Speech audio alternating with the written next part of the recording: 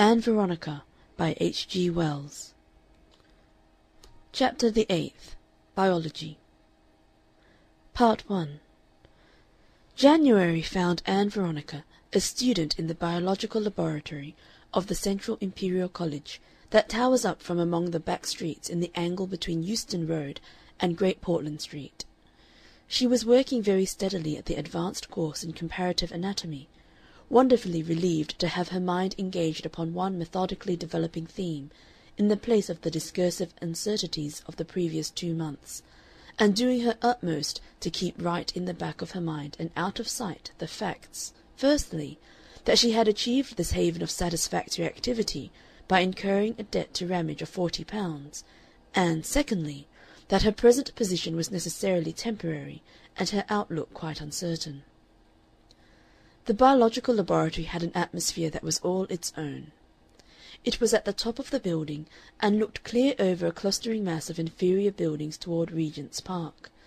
It was long and narrow, a well-lit, well-ventilated, quiet gallery of small tables and sinks, pervaded by a thin smell of methylated spirit and of a mitigated and sterilized organic decay. Along the inner side was a wonderfully arranged series of displayed specimens that Russell himself had prepared. The supreme effect for Ann Veronica was its surpassing relevance. It made every other atmosphere she knew seem discursive and confused. The whole place and everything in it aimed at one thing, to illustrate, to elaborate, to criticize and illuminate, and make ever plainer and plainer the significance of animal and vegetable structure. It dealt from floor to ceiling and end to end with the theory of the forms of life. The very duster by the blackboard was there to do its share in that work, the very washers in the taps. The room was more simply concentrated in aim even than a church. To that perhaps a large part of its satisfyingness was due. Contrasted with the confused movement and presences of a Fabian meeting, or the inexplicable enthusiasm behind the suffrage demand, with the speeches that were partly egotistical displays, partly artful manoeuvres, and partly incoherent cries for unsoundly formulated ends, compared with the comings and goings of audiences and supporters that were like the eddy-driven drift of paper in the street, this long, quiet, methodical chamber shone like a star seen through clouds. Day after day for a measured hour in the lecture theatre, with elaborate power and patience, Russell pieced together difficulty and suggestion, instance and counter-instance, in the elaborate construction of the family tree of life. And then the students went into the long laboratory and followed out these facts in almost living tissue with microscope and scalpel, probe and microtome, and the utmost of their skill and care, making now and then a raid into the compact museum of illustration next door, in which specimens and models and directions stood in disciplined ranks, under the direction of the demonstrator, Capes. There was a couple of blackboards at each end of the aisle of tables, and at these Capes, with quick and nervous speech that contrasted vividly with Russell's slow, definitive articulation, directed the dissection and made illuminating comments on the structures under examination. Then he would come along the laboratory, sitting down by each student in turn, checking the work and discussing its difficulties and answering questions arising out of Russell's lecture. Ann Veronica had come to the Imperial College obsessed by the great figure of Russell, by the part he had played in the Darwinian controversies, and by the resolute effect of the grim-lipped, yellow leonine face beneath the mane of silvery hair. Capes was rather a discovery. Capes was something superadded. Russell burned like a beacon, but Capes illuminated by darting flashes and threw light, even if it was but momentary light, into 100 corners that Russell left steadfastly in the shade. Capes was an exceptionally fair man of 2 or 33, so ruddily blonde that it was a mercy he had escaped light eyelashes, and with a minor but by no means contemptible reputation of his own. He talked at the blackboard in a pleasant, very slightly lisping voice with a curious spontaneity, and was sometimes very clumsy in his exposition, and sometimes very vivid. He dissected rather awkwardly and hurriedly, but on the whole effectively, and drew with an impatient directness that made up in significance what it lacked in precision. Across the blackboard the colored chalks flew like flights of variously tinted rockets, as diagram after diagram flickered into being. There happened that year to be an unusual proportion of girls and women in the advanced laboratory, perhaps because the class as a whole was an exceptionally small one. It numbered 9, and 4 of these were women students. As a consequence of its small size, it was possible to get along with the work on a much easier and more colloquial footing than a larger class would have permitted. And a custom had grown up of a general tea at 4 o'clock, under the auspices of a Miss Garvice, a tall and graceful girl of distinguished intellectual incompetence, in whom the hostess instinct seemed to be abnormally developed. Capes would come to these teas, he evidently liked to come, and he would appear in the doorway of the preparation room, a pleasing note of shyness in his manner, hovering for an invitation. From the first Ann Veronica found him an exceptionally interesting man. To begin with, he struck her as being the most variable person she had ever encountered. At times he was brilliant and masterful, talked round and over every one, and would have been domineering if he had not been extraordinarily kindly. At times he was almost monosyllabic, and defeated Miss Garvice's most skilful attempts to draw him out. Sometimes he was obviously irritable and uncomfortable, and unfortunate in his efforts to seem at ease. And sometimes he overflowed with a peculiarly malignant wit that played, with devastating effect, upon any topics that had the courage to face it. Ann Veronica's experiences of men had been among more stable types. Teddy, who was always absurd; her father, who was always authoritative and sentimental; Manning, who was always Manning; and most of the others she had met had, she felt, the same steadfastness. Goopes, she was sure, was always high-browed and slow and Socratic. And Ramage, too. About Ramage there would always be that air of avidity, that air of knowledge and inquiry, the mixture of things in his talk that were rather good with things that were rather poor. But one could not count with any confidence upon Capes. The 5 men students were a mixed company. There was a very white-faced youngster of 18 who brushed back his hair exactly in Russell's manner, and was disposed to be uncomfortably silent when he was near her, and to whom she felt it was only Christian kindness to be consistently pleasant; and a lax young man of 25 in navy blue, who mingled Marx and Bebel with the more orthodox gods of the biological pantheon. There was a short, red-faced, resolute youth, who inherited an authoritative attitude upon bacteriology from his father; a Japanese student of unassuming manners, who drew beautifully and had an imperfect knowledge of English; and a dark, unwashed Scotchman with complicated spectacles, who would come every morning as a sort of volunteer supplementary demonstrator, look very closely at her work and her, tell her that her dissections were fairish, or very fairish indeed, or high above the normal female standard; hover, as if for some outbreak of passionate gratitude, and with admiring retrospects that made the faceted spectacles gleam like diamonds, return to his own place. The women, Ann Veronica thought, were not quite so interesting as the men. There were 2 schoolmistresses, one of whom, Miss Clegg, might have been a first cousin to Miss Miniver. She had so many Miniver traits.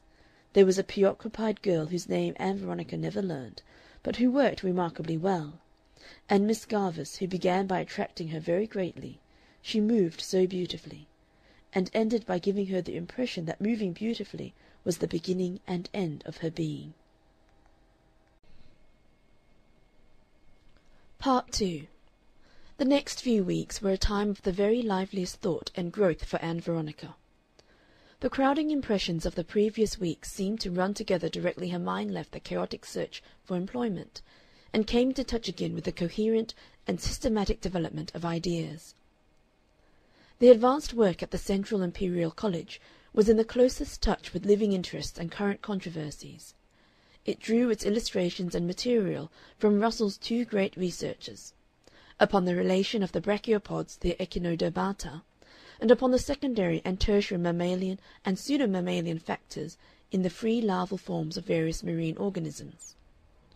Moreover, a vigorous fire of mutual criticism was going on now between the Imperial College and the Cambridge Mendelians, and echoed in the lectures.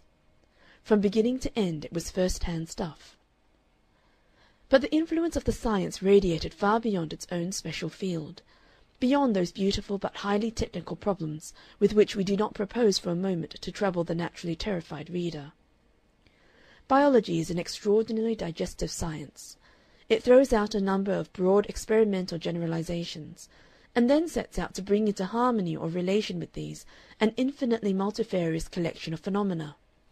The little streaks upon the germinating area of an egg, the nervous movements of an impatient horse, the trick of a calculating boy, the senses of a fish, the fungus at the root of a garden flower, and the slime upon a sea-wet rock.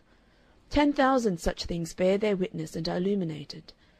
And not only did these tentacular generalizations gather all the facts of natural history and comparative anatomy together, but they seemed always stretching out further and further into a world of interests that lay altogether outside their legitimate bounds. It came to Ann Veronica one night after a long talk with Miss Miniver as a sudden remarkable thing, as a grotesque novel aspect, that this slowly elaborating biological scheme had something more than an academic interest for herself.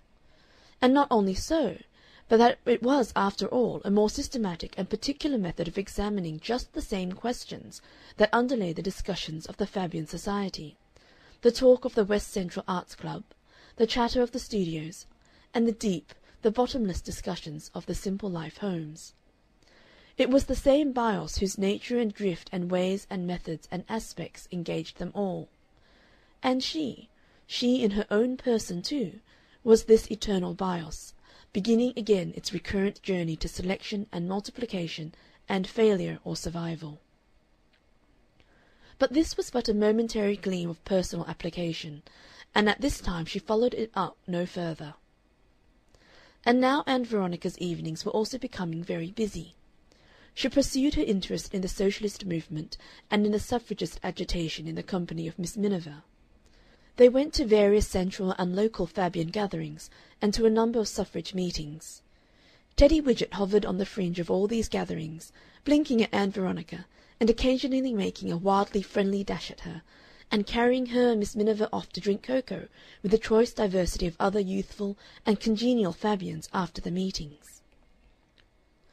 Then Mr. Manning loomed up ever and again into her world, full of a futile solicitude, and almost always declaring she was splendid, splendid, and wishing he could talk things out with her. Teas he contributed to the commissariat of Ann Veronica's campaign, quite a number of teas. He would get her to come to tea with him, usually in a pleasant tea-room over a fruit shop in Tottenham Court Road, and he would discuss his own point of view and hint at 1,000 devotions were she but to command him. And he would express various artistic sensibilities and aesthetic appreciations in carefully punctuated sentences and a large, clear voice. At Christmas he gave her a set of a small edition of Meredith's novels, very prettily bound in flexible leather, being guided in the choice of an author, as he intimated, rather by her preferences than his own. There was something markedly and deliberately liberal-minded in his manner in all their encounters. He conveyed not only his sense of the extreme want of correctitude in their unsanctioned meetings, but also that, so far as he was concerned, this irregularity mattered not at all, that he had flung, and kept on flinging, such considerations to the wind. And, in addition, she was now seeing and talking to Ramage almost weekly, on a theory which she took very gravely, that they were exceptionally friends. He would ask her to come to dinner with him in some little Italian or semi-Bohemian restaurant in the district towards Soho, or in one of the more stylish and magnificent establishments about Piccadilly Circus, and for the most part she did not care to refuse. Nor, indeed, did she want to refuse. These dinners, from their lavish display of ambiguous hors d'oeuvres to their skimpy ices in dishes of frilled paper, with their Chianti flasks and Parmesan dishes, and their polyglot waiters and polyglot clientele, were very funny and bright, and she really liked Ramage and valued his help and advice. It was interesting to see how different and characteristic his mode of approach was to all sorts of questions that interested her, and it was amusing to discover this other side to the life of a Morningside Park inhabitant. She had thought that all Morningside Park householders came home before 7 at the latest, as her father usually did. Ramage talked always about women or some woman's concern, and very much about Ann Veronica's own outlook upon life. He was always drawing contrasts between a woman's lot and a man's, and treating her as a wonderful new departure in this comparison. Ann Veronica liked their relationship all the more because it was an unusual one. After these dinners they would have a walk, usually to the Thames Embankment, to see the two sweeps of river on either side of Waterloo Bridge. And then they would part at Westminster Bridge, perhaps, and he would go on to Waterloo. Once he suggested they should go to a music hall and see a wonderful new dancer. But Ann Veronica did not feel she cared to see a new dancer. So, instead, they talked of dancing and what it might mean in a human life. Ann Veronica thought it was a spontaneous release of energy expressive of well-being, but Ramage thought that by dancing, men, and such birds and animals as dance, come to feel and think of their bodies. This intercourse, which had been planned to warm Ann Veronica to a familiar affection with Ramage, was certainly warming Ramage to a constantly deepening interest in Ann Veronica. He felt that he was getting on with her very slowly indeed, but he did not see how he could get on faster. He had, he felt, to create certain ideas and vivify certain curiosities and feelings in her. Until that was done, a certain experience of life assured him that a girl is a locked coldness against a man's approach. She had all the fascination of being absolutely perplexing in this respect. On the one hand, she seemed to think plainly and simply, and would talk serenely and freely about topics that most women had been trained either to avoid or conceal. And on the other she was unconscious, or else she had an air of being unconscious. That was the riddle. To all sorts of personal applications that almost any girl or woman, one might have thought, would have made. He was always doing his best to call her attention to the fact that he was a man of spirit and quality and experience, and she a young and beautiful woman, and that all sorts of constructions upon their relationship were possible, trusting her to go on from that to the idea that all sorts of relationships were possible. She responded with an unfaltering appearance of insensibility, and never as a young and beautiful woman conscious of sex, always in the character of an intelligent girl student. His perception of her personal beauty deepened and quickened with each encounter. Every now and then her general presence became radiantly dazzling in his eyes. She would appear in the street coming toward him, a surprise, so fine and smiling and welcoming was she, so expanded and illuminated and living, in contrast with his mere expectation. Or he would find something, a wave in her hair, a little line in the contour of her brow or neck, that made an exquisite discovery. He was beginning to think about her inordinately.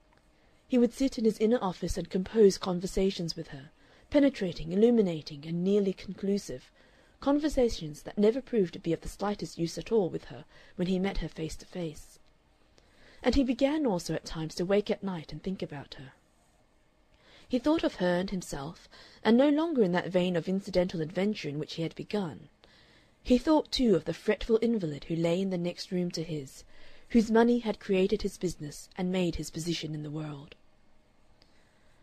"I've had most of the things I wanted," said Ramage in the stillness of the night.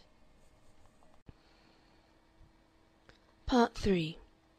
For a time Ann Veronica's family had desisted from direct offers of a free pardon. They were evidently waiting for her resources to come to an end. Neither father, aunt, nor brothers made a sign, and then one afternoon in early February her aunt came up in a state between expostulation and dignified resentment, but obviously very anxious for Ann Veronica's welfare. "I had a dream in the night," she said. "I saw you in a sort of sloping, slippery place, holding on by your hands and slipping. You seemed to me to be slipping, and your face was white. It was really most vivid, most vivid. You seemed to be slipping and just going to tumble and holding on. It made me wake up, and there I lay thinking of you, spending your nights up here all alone, and no one to look after you. I wondered what you could be doing and what might be happening to you. I said to myself at once, either this is a coincidence of the caper sauce. But I made sure it was you. I felt I must do something anyhow, and up I came just as soon as I could to see you." She had spoken rather rapidly. "I can't help saying it," she said, with the quality of her voice altering, "but I do not think it is right for an unprotected girl to be in London alone as you are."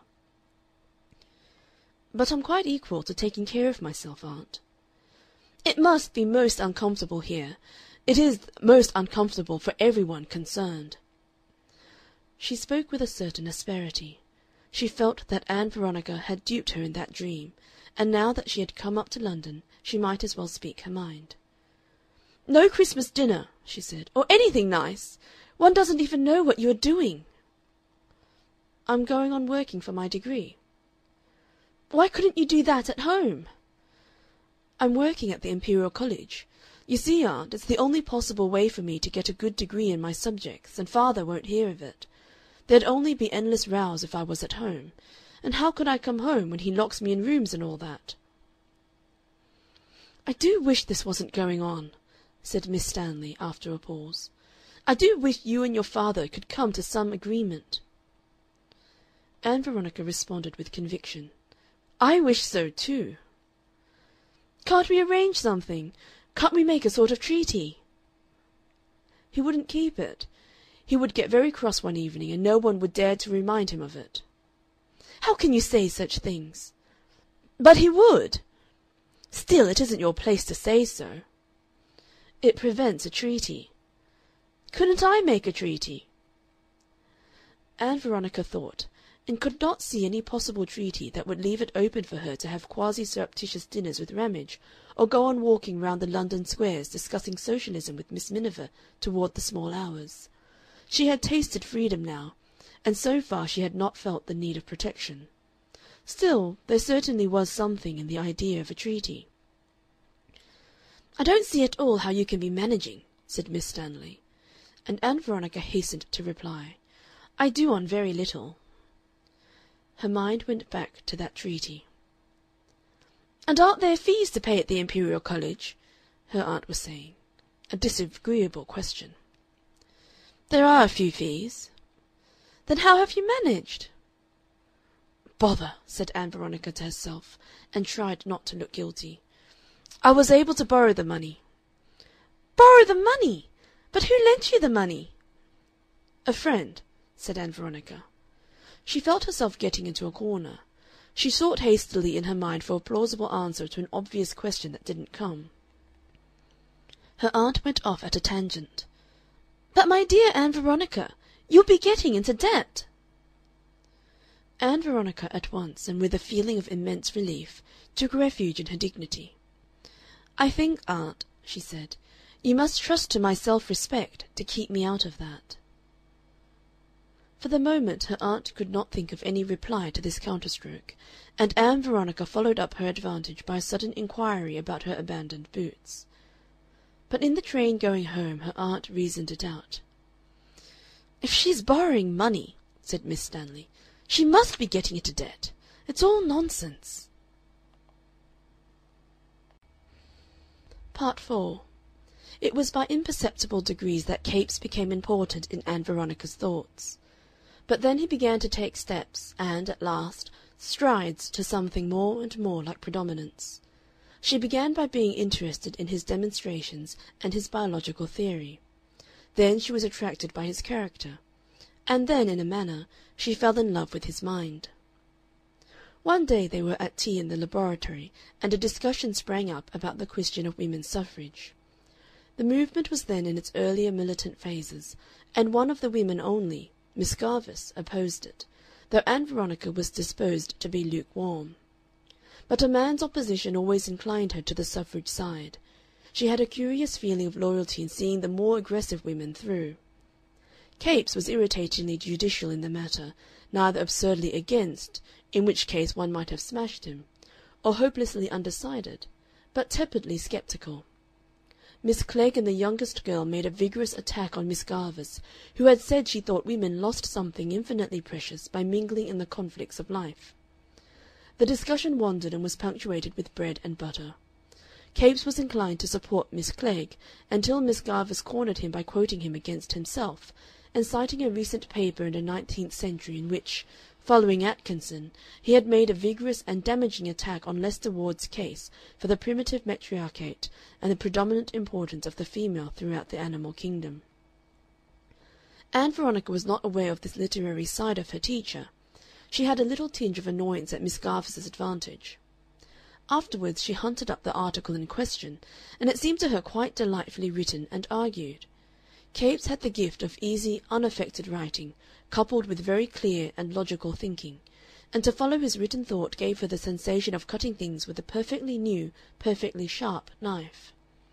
She found herself anxious to read more of him, and the next Wednesday she went to the British Museum, and hunted first among the half-crown magazines for his essays, and then through various scientific quarterlies for his research papers. The ordinary research paper, when it is not extravagant theorizing, is apt to be rather sawdusty in texture, and Ann Veronica was delighted to find the same easy and confident luminosity that distinguished his work for the general reader. She returned to these latter, and at the back of her mind, as she looked them over again, was a very distinct resolve to quote them after the manner of Miss Garvice at the very first opportunity. When she got home to her lodgings that evening she reflected with something like surprise upon her half-day's employment, and decided that it showed nothing more nor less than that Capes was a really very interesting person indeed. And then she fell into a musing about Capes. She wondered why he was so distinctive, so unlike other men, and it never occurred to her for some time that this might be because she was falling in love with him. Part 5. Yet Ann Veronica was thinking a very great deal about love. A dozen shynesses and intellectual barriers were being outflanked or broken down in her mind.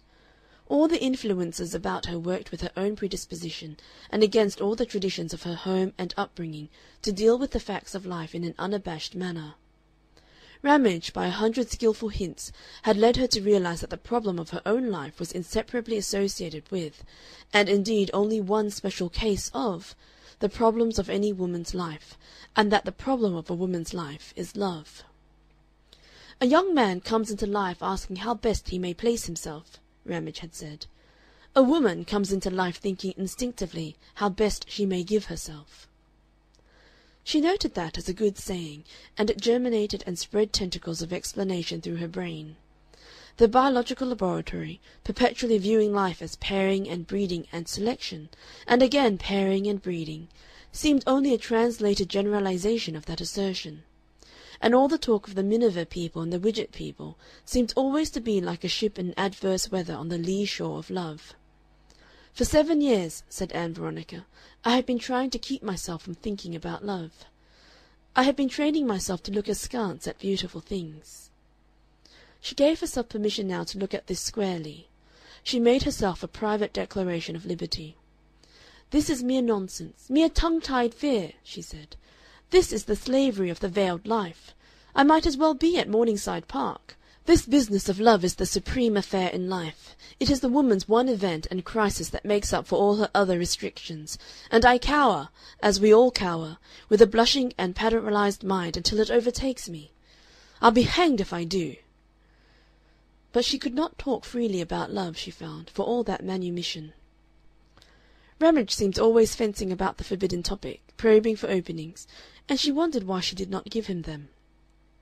But something instinctive prevented that, and with the finest resolve not to be silly and prudish, she found that whenever he became at all bold in this matter, she became severely scientific and impersonal, almost entomological indeed, in her method. She killed every remark as he made it, and pinned it out for examination. In the biological laboratory that was their invincible tone. But she disapproved more and more of her own mental austerity. Here was an experienced man of the world, her friend, who evidently took a great interest in this supreme topic, and was willing to give her the benefit of his experiences. Why should not she be at her ease with him? Why should not she know things? It is hard enough anyhow for a human being to learn, she decided, but it is a dozen times more difficult than it need be because of all this locking of the lips and thoughts. She contrived to break down the barriers of shyness at last in one direction, and talked one night of love and the facts of love with Miss Miniver. But Miss Miniver was highly unsatisfactory. She repeated phrases of Mrs. Goopes. "Advanced people," she said, with an air of great elucidation, "tend to generalize love. He prayeth best who loveth best. All things both great and small. For my own part I go about loving." "Yes, but men," Ann Veronica, plunging. "Don't you want the love of men?" For some seconds they remained silent, both shocked by this question. Miss Miniver looked over her glasses at her friend almost balefully. "No," she said at last, with something in her voice that reminded Ann Veronica of a sprung tennis racket. "I've been through all that," she went on, after a pause. She spoke slowly. "I have never yet met a man whose intellect I could respect." Ann Veronica looked at her thoughtfully for a moment and decided to persist on principle. "But if you had?" she said. "I can't imagine it," said Miss Miniver. "And think," her voice sank, "of the horrible coarseness." "What coarseness?" said Ann Veronica. "My dear Vee!" Her voice became very low. "Don't you know?" "Oh, I know. Well."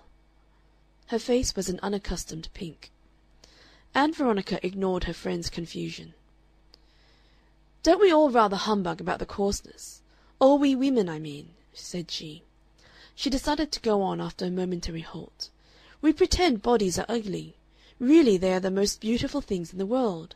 We pretend we never think of everything that makes us what we are." "No!" cried Miss Miniver almost vehemently. "You are wrong. I did not think you thought such things. Bodies! Bodies! Horrible things! We are souls. Love lives on a higher plane. We are not animals. If ever I did meet a man I could love, I should love him—" Her voice dropped again. "Platonically." She made her glasses glint. "Absolutely platonically," she said. "Soul to soul." She turned her face to the fire, gripped her hands upon her elbows, and drew her thin shoulders together in a shrug. "Ugh!" she said. Ann Veronica watched her and wondered about her. "We do not want the men," said Miss Miniver. "We do not want them with their sneers and loud laughter. Empty, silly, coarse brutes. Brutes! They are the brutes still with us. Science some day may teach us a way to do without them. It is only the women matter. It is not every sort of creature needs these males. Some have no males." "There's green fly," admitted Ann Veronica, "and even then—" The conversation hung for a thoughtful moment. Ann Veronica readjusted her chin on her hand. "I wonder which of us is right," she said. "I haven't a scrap of this sort of aversion." "Tolstoy is so good about this," said Miss Miniver, regardless of her friend's attitude. "He sees through it all, the higher life and the lower. He sees men all defiled by coarse thoughts, coarse ways of living, cruelties, simply because they are hardened by bestiality and poisoned by the juices of meat slain in anger and fermented drinks. Fancy! Drinks that have been swarmed in by thousands and thousands of horrible little bacteria." "It's yeast," said Ann Veronica. "A vegetable." "It's all the same," said Miss Miniver. "And then they are swollen up and inflamed and drunken with matter. They are blinded to all fine and subtle things. They look at life with bloodshot eyes and dilated nostrils. They are arbitrary and unjust and dogmatic and brutish and lustful." "But do you really think men's minds are altered by the food they eat?" "I know it," said Miss Miniver. "Expert credo. When I am leading a true life, a pure and simple life, free of all stimulants and excitements, I think, oh, with pellucid clearness. But if I so much as take a mouthful of meat, or anything, the mirror is all blurred." Part 6. Then arising she knew not how, like a new-born appetite, came a craving in Ann Veronica for the sight and sound of beauty. It was as if her aesthetic sense had become inflamed. Her mind turned and accused itself of having been cold and hard. She began to look for beauty and discover it in unexpected aspects and places. Hitherto she had seen it chiefly in pictures and other works of art, incidentally, and as a thing taken out of life. Now the sense of beauty was spreading to a multitude of hitherto unsuspected aspects of the world about her. The thought of beauty became an obsession. It interwove with her biological work. She found herself asking more and more curiously, "Why, on the principle of the survival of the fittest, have I any sense of beauty at all?" That enabled her to go on thinking about beauty when it seemed to her right that she should be thinking about biology. She was very greatly exercised by the two systems of values, the two series of explanations that her comparative anatomy on the one hand and her sense of beauty on the other set going in her thoughts. She could not make up her mind which was the finer, more elemental thing which gave its values to the other. Was it that the struggle of things to survive produced as a sort of necessary by-product these intense preferences and appreciations, or was it that some mystical outer thing, some great force, drove life beautyward, even in spite of expediency, regardless of survival value and all the manifest discretions of life? She went to Capes for that riddle and put it to him very carefully and clearly, and he talked well. He always talked at some length when she took a difficulty to him, and sent her to a various literature upon the markings of butterflies, the incomprehensible elaboration and splendor of birds of paradise and humming-birds' plumes, the patterning of tigers and a leopard's spots. He was interesting and inconclusive, and the original papers to which he referred her discursive were at best only suggestive. Afterward, one afternoon, he hovered about her, and came and sat beside her, and talked of beauty and the riddle of beauty for some time. He displayed a quite unprofessional vein of mysticism in the matter. He contrasted with Russell, whose intellectual methods were, so to speak, sceptically dogmatic. Their talk drifted to the beauty of music, and they took that up again at tea-time. But as the students sat about Miss Garvice's teapot and drank tea or smoked cigarettes, the talk got away from Capes. The Scotchman informed Ann Veronica that your view of beauty necessarily depended on your metaphysical premises, and the young man with the Russell-like hair became anxious to distinguish himself by telling the Japanese student that Western art was symmetrical and Eastern art asymmetrical, and that among the higher organisms the tendency was toward an external symmetry veiling an internal want of balance. Ann Veronica decided she would have to go on with Capes another day, and looking up, discovered him sitting on a stool with his hands in his pocket and his head a little on one side, regarding her with a thoughtful expression. She met his eye for a moment in curious surprise. He turned his eyes and stared at Miss Garvice like one who wakes from a reverie, and then got up and strolled down the laboratory toward his refuge, the preparation room. Part 7. Then one day a little thing happened that clothed itself in significance. She had been working upon a ribbon of microtome sections of the developing salamander, and he came to see what she had made of them. She stood up, and he sat down at the microscope, and for a time he was busy scrutinizing one section after another. She looked down at him and saw that the sunlight was gleaming from his cheeks, and that all over his cheeks was a fine golden down of delicate hairs. And at the sight something leapt within her. Something changed for her. She became aware of his presence as she had never been aware of any human being in her life before. She became aware of the modelling of his ear, of the muscles of his neck, and the textures of the hair that came off his brow, the soft, minute curve of eyelid that she could just see beyond his brow. She perceived all these familiar objects as though they were acutely beautiful things.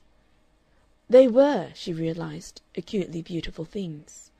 Her sense followed the shoulders under his coat, down to where his flexible, sensitive-looking hand rested lightly upon the table.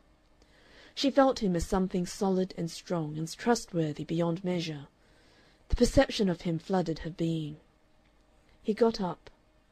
"Here's something rather good," he said, and with a start and an effort she took his place at the microscope, while he stood beside her and almost leaning over her. She found she was trembling at his nearness and full of a thrilling dread that he might touch her. She pulled herself together and put her eye to the eyepiece. "You see the pointer?" he asked. "I see the pointer," she said. "It's like this," he said, and dragged a stool beside her, and sat down with his elbow 4 inches from hers and made a sketch. Then he got up and left her. She had a feeling at his departure as of an immense cavity, of something enormously gone. She could not tell whether it was infinite regret or infinite relief. But now Ann Veronica knew what was the matter with her. Part 9. The realization that she was in love flooded Ann Veronica's mind and altered the quality of all its topics. She began to think persistently of Capes, and it seemed to her now that for some weeks at least she must have been thinking persistently of him unawares. She was surprised to find how stored her mind was with impressions and memories of him, how vividly she remembered his gestures and little things that he had said. It occurred to her that it was absurd and wrong to be so continuously thinking of one engrossing topic, and she made a strenuous effort to force her mind to other questions. But it was extraordinary what seemingly irrelevant things could restore her to the thought of Capes again, and when she went to sleep, then always Capes became the novel and wonderful guest of her dreams.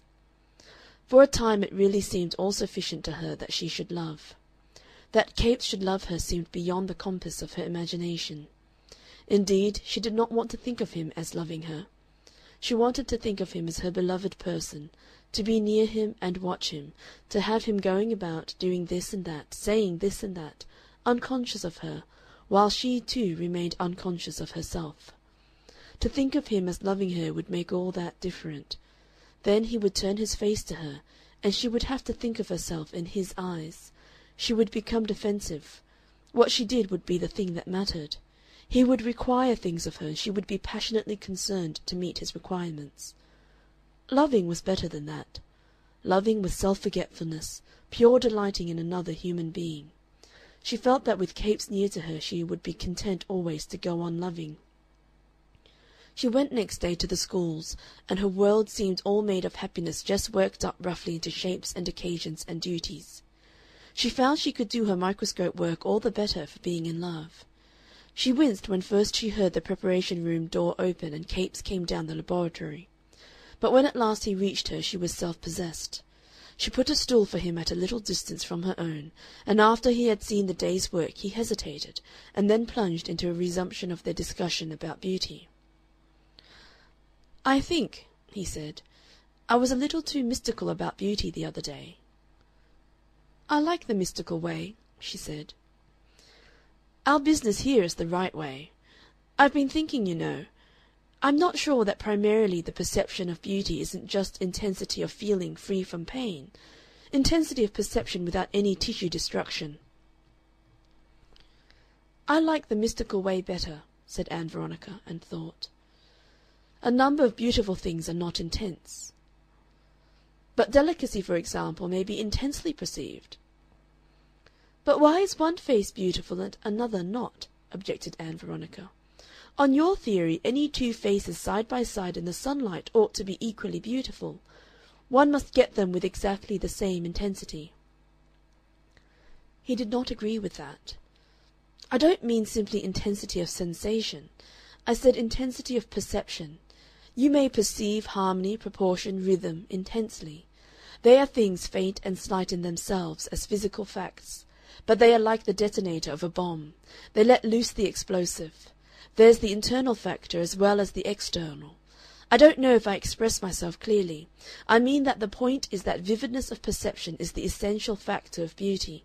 But, of course, vividness may be created by a whisper." "That brings us back," said Ann Veronica, "to the mystery. Why should some things and not others open the deeps?" "Well, that might after all be an outcome of selection, like the preference for blue flowers which are not nearly so bright as yellow, of some insects." "That doesn't explain sunsets." "Not quite so easily as it explains an insect alighting on colored paper. But perhaps if people didn't like clear, bright, healthy eyes, which is biologically understandable, they couldn't like precious stones. One thing may be a necessary collateral of the others. And, after all, a fine clear sky of bright colors is the signal to come out of hiding and rejoice and go on with life." Said Ann Veronica, and shook her head. Capes smiled cheerfully with his eyes meeting hers. "I throw it out in passing," he said. "What I am after is that beauty isn't a special inserted sort of thing. That's my idea. It's just life, pure life, life nascent, running clear and strong." He stood up to go on to the next student. "There's morbid beauty," said Ann Veronica. "I wonder if there is," said Capes, and paused, and then bent down over the boy who wore his hair like Russell. Ann Veronica surveyed his sloping back for a moment, and then drew her microscope toward her. Then for a time she sat very still. She felt that she had passed a difficult corner, and that now she could go on talking with him again, just as she had been used to do before she understood what was the matter with her. She had one idea, she found, very clear in her mind, that she would get a research scholarship, and so contrive another year in the laboratory. "Now I see what everything means," said Ann Veronica to herself, and it really felt for some days as though the secret of the universe that had been wrapped and hidden from her so obstinately was at last altogether displayed. End of chapter 8.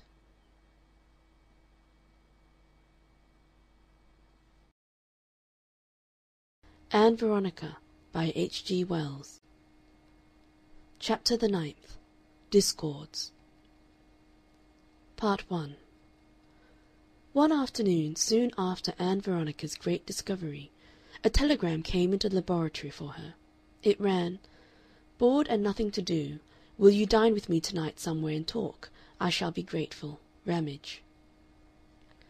Ann Veronica was rather pleased by this. She had not seen Ramage for 10 or 11 days, and she was quite ready for a gossip with him. And now her mind was so full of the thought that she was in love. In love! That marvellous state!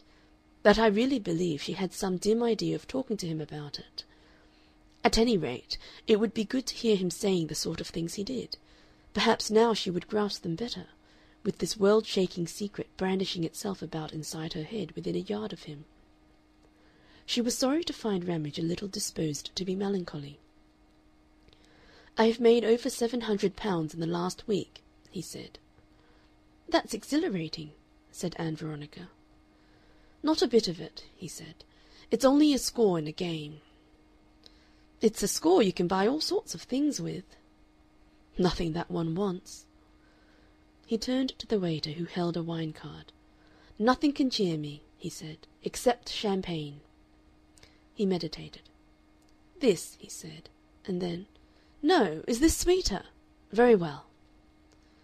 "Everything goes well with me," he said, folding his arms under him and regarding Ann Veronica with the slightly projecting eyes wide open. "And I'm not happy. I believe I'm in love." He leaned back for his soup. Presently he resumed. "I believe I must be in love." "You can't be that," said Ann Veronica wisely. "How do you know?" "Well, it isn't exactly a depressing state, is it?" "You don't know." "One has theories," said Ann Veronica, radiantly. "Oh, theories! Being in love is a fact." "It ought to make one happy." "It's an unrest, a longing. What's that?" The waiter had intervened. "Parmesan! Take it away." He glanced at Ann Veronica's face, and it seemed to him that she really was exceptionally radiant. He wondered why she thought love made people happy, and began to talk of the smilax and pinks that adorned the table. He filled her glass with champagne. "You must," he said, "because of my depression." They were eating quails when they returned to the topic of love.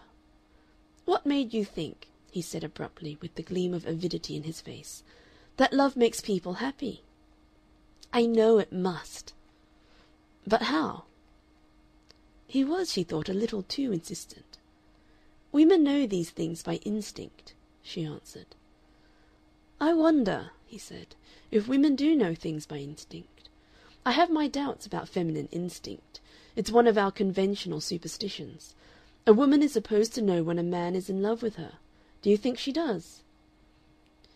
Ann Veronica picked among her salad with a judicial expression of face. "I think she would," she decided. "Ah!" said Ramage impressively. Ann Veronica looked up at him and found him regarding her with eyes that were almost woebegone, and into which, indeed, he was trying to throw much more expression than they could carry. There was a little pause between them, full for Ann Veronica of rapid elusive suspicions and intimations. "Perhaps one talks nonsense about a woman's instinct," she said.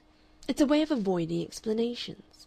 And girls and women, perhaps, are different. I don't know. I don't suppose a girl can tell if a man is in love with her or not in love with her." Her mind went off to Capes. Her thoughts took words for themselves. "She can't. I suppose it depends on her own state of mind. If one wants a thing very much, perhaps one is inclined to think one can't have it. I suppose if one were to love one would feel doubtful. And if one were to love one very much, it's just so that one would be blindest, just when one wanted most to see." She stopped abruptly, afraid that Ramage might be able to infer Capes from the things she had said, and indeed his face was very eager. "Yes?" he said. Ann Veronica blushed. "That's all," she said. "I'm afraid I'm a little confused about these things." Ramage looked at her, and then fell into deep reflection as the waiter came to paragraph their talk again. "Have you ever been to the opera, Ann Veronica?" said Ramage. "Once or twice." "Shall we go now?" "I think I would like to listen to music. What is there?" "Tristan." "I've never heard Tristan and Isolde." "That settles it. We'll go. There's sure to be a place somewhere." "It's rather jolly of you," said Ann Veronica. "It's jolly of you to come," said Ramage. So presently they got into a hansom together, and Ann Veronica sat back feeling very luxurious and pleasant, and looked at the light and stir and misty glitter of the street traffic from under slightly drooping eyelids, while Ramage sat closer to her than he need have done, and glanced ever and again at her face, and made to speak and said nothing. And when they got to Covent Garden, Ramage secured one of the little upper boxes, and they came into it as the overture began. Ann Veronica took off her jacket and sat down in the corner chair, and leaned forward to look into the great hazy warm brown cavity of the house, and Ramage placed his chair to sit beside her and near her, facing the stage. The music took hold of her slowly as her eyes wandered from the indistinct still ranks of the audience to the little busy orchestra with its quivering violins, its methodical movements of brown and silver instruments, its brightly lit scores and shaded lights. She had never been to the opera before except as one of a congested mass of people in the cheaper seats, and with backs and heads and women's hats for the frame of the spectacle. There was by contrast a fine large sense of space and ease in her present position. The curtain rose out of the concluding bars of the overture, and revealed Isolde on the prow of the barbaric ship. The voice of the young seaman came floating down from the masthead, and the story of the immortal lovers had begun. She knew the story only imperfectly, and followed it now with a passionate and deepening interest. The splendid voices sang on from phase to phase of love's unfolding. The ship drove across the sea to the beating rhythm of the rowers. The lovers broke into passionate knowledge of themselves and each other. And then, a jarring intervention, came King Mark amidst the shouts of the sailormen, and stood beside them. The curtain came festooning slowly down, the music ceased, the lights in the auditorium glowed out, and Ann Veronica woke out of her confused dream of involuntary and commanding love in a glory of sound and colors, to discover that Ramage was sitting close beside her with one hand resting lightly on her waist. She made a quick movement, and the hand fell away. "By God, Ann Veronica," he said, sighing deeply, "this stirs one." She sat quite still, looking at him. "I wish you and I had drunk that love potion," he said. She found no ready reply to that, and he went on. "This music is the food of love. It makes me desire life beyond measure. Life! Life and love!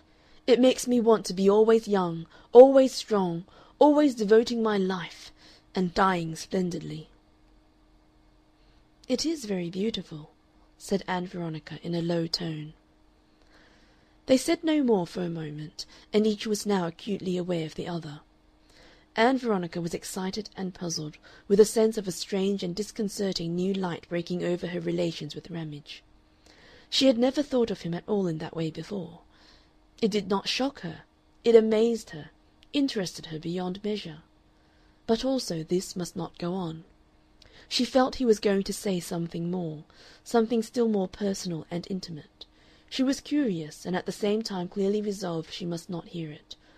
She felt she must get him talking upon some impersonal theme at any cost. She snatched about in her mind. "What is the exact force of a motif?" she asked at random. "Before I heard much Wagnerian music, I heard enthusiastic descriptions of it from a mistress I didn't like at school. She gave me an impression of a sort of patched quilt, little bits of patterned stuff coming up again and again." She stopped with an air of interrogation. Ramage looked at her for a long and discriminating interval without speaking. He seemed to be hesitating between two courses of action. "I don't know much about the technique of music," he said at last, with his eyes upon her. "It's a matter of feeling with me." He contradicted himself by plunging into an exposition of motifs. By a tacit agreement they ignored the significant thing between them, ignored the slipping away of the ground on which they had stood together hitherto. All through the love music of the second act, until the hunting horns of Mark break in upon the dream, Ann Veronica's consciousness was flooded with the perception of a man close beside her, preparing some new thing to say to her, preparing, perhaps, to touch her, stretching hungry invisible tentacles about her. She tried to think what she should do in this eventuality or that. Her mind had been and was full of the thought of Capes, a huge, generalized Capes lover. And in some incomprehensible way Ramage was confused with Capes. She had a grotesque disposition to persuade herself that this was really Capes who surrounded her, as it were, with wings of desire. The fact that it was her trusted friend making illicit love to her remained, in spite of all her effort, an insignificant thing in her mind. The music confused and distracted her, and made her struggle against a feeling of intoxication. Her head swam. That was the inconvenience of it. Her head was swimming. The music throbbed into the warnings that preceded the king's eruption. Abruptly he gripped her wrist. "I love you, Ann Veronica. I love you with all my heart and soul." She put her face closer to his. She felt the warm nearness of his. "Don't!" she said, and wrenched her wrist from his retaining hand. "My God, Ann Veronica!" he said, struggling to keep his hold upon her. "My God! Tell me now! Tell me you love me!" His expression was as it were rapaciously furtive. She answered in whispers, for there was the white arm of a woman in the next box peeping beyond the partition within a yard of him. "My hand! This isn't the place." He released her hand and talked in eager undertones against an auditory background of urgency and distress. "Ann Veronica," he said, "I tell you this is love. I love the soles of your feet. I love your very breath. I have tried not to tell you, tried to be simply your friend. It is no good. I want you. I worship you. I would do anything, I would give anything to make you mine. Do you hear me? Do you hear what I am saying? Love!" He held her arm and abandoned it again at her quick defensive movement. For a long time neither spoke again. She sat drawn together in her chair in the corner of the box, at a loss what to say or do, afraid, curious, perplexed. It seemed to her that it was her duty to get up and clamor to go home to her room, to protest against his advances as an insult. But she did not in the least want to do that. These sweeping dignitaries were not within the compass of her will. She remembered she liked Ramage, and owed things to him, and she was interested. She was profoundly interested. He was in love with her. She tried to grasp all the welter of values in the situation simultaneously and draw some conclusion from their disorder. He began to talk again in quick undertones that she could not clearly hear. "I have loved you," he was saying, "ever since you sat on that gate and talked. I have always loved you. I don't care what divides us. I don't care what else there is in the world. I want you beyond measure or reckoning." His voice rose and fell amidst the music and the singing of Tristan and King Mark, like a voice heard in a badly connected telephone. She stared at his pleading face. She turned to the stage, and Tristan was wounded in Kurvenal's arms, with Isolde at his feet, and King Mark, the incarnation of masculine force and obligation, the masculine creditor of love and beauty, stood over him. And the second climax was ending in wreaths and reek of melodies. And then the curtain was coming down in a series of short rushes. The music had ended, and the people were stirring and breaking out into applause, and the lights of the auditorium were resuming. The lighting up pierced the obscurity of the box, and Ramage stopped his urgent flow of words abruptly and sat back. This helped to restore Ann Veronica's self-command. She turned her eyes to him again, and saw her late friend and pleasant and trusted companion, who had seen fit suddenly to change into a lover, babbling interesting, inacceptable things. He looked eager and flushed and troubled. His eyes caught at hers with passionate inquiries. "Tell me," he said. "Speak to me." She realized it was possible to be sorry for him, acutely sorry for the situation. Of course this thing was absolutely impossible. But she was disturbed, mysteriously disturbed. She remembered abruptly that she was really living upon his money. She leaned forward and addressed him. "Mr. Ramage," she said, "please don't talk like this." He made to speak and did not. "I don't want you to do it, to go on talking to me. I don't want to hear you. If I had known that you had meant to talk like this I wouldn't have come here." "But how can I help it? How can I keep silence?" "Please," she insisted, "please, not now. I must talk with you. I must say what I have to say." "But not now. Not here." "It came," he said. "I never planned it, and now I have begun." She felt acutely that he was entitled to explanations, and as acutely that explanations were impossible that night. She wanted to think. "Mr. Ramage," she said, "I can't. Not now. Will you please? Not now, or I must go." He stared at her, trying to guess at the mystery of her thoughts. "You don't want to go?" "No, but I must. I ought. I must talk about this. Indeed, I must. Not now." "But I love you. I love you unendurably." "Then don't talk to me now. I don't want you to talk to me now. There is a place. This isn't the place. You have misunderstood. I can't explain." They regarded one another, each blinded to the other. "Forgive me," he decided to say at last, and his voice had a little quiver of emotion, and he laid his hand on hers upon her knee. "I am the most foolish of men. I was stupid, stupid and impulsive beyond measure to burst upon you in this way. I am a love-sick idiot, and not accountable for my actions. Will you forgive me if I say no more?" She looked at him with perplexed, earnest eyes. "Pretend," he said, "that all I have said hasn't been said, and let us go on with our evening. Why not? Imagine I've had a fit of hysteria and that I've come round." "Yes," she said, and abruptly she liked him enormously. She felt this was the sensible way out of this oddly sinister situation. He still watched her and questioned her. "And let us have a talk about this some other time, somewhere where we can talk without interruption. Will you?" She thought, and it seemed to him she had never looked so self-disciplined and deliberate and beautiful. "Yes," she said, "that is what we ought to do." But now she doubted again of the quality of the armistice they had just made. He had a wild impulse to shout. "Agreed!" he said with queer exultation, and his grip tightened on her hand. "And to-night we are friends." "We are friends," said Ann Veronica, and drew her hand quickly away from him.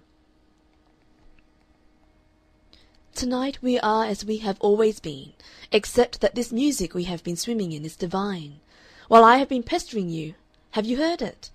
At least you heard the first act, and all the third act is love-sick music, Tristan dying and Isolde coming to crown his death. Wagner had just been in love when he wrote it all. It begins with that queer piccolo solo. Now I shall never hear it but what this evening will come pouring back over me." The lights sank. The prelude to the third act was beginning. The music rose and fell in crowded intimations of lovers separated with scars and memories between them. And the curtain went reefing up to display Tristan lying wounded on his couch and the shepherd crouching with his pipe.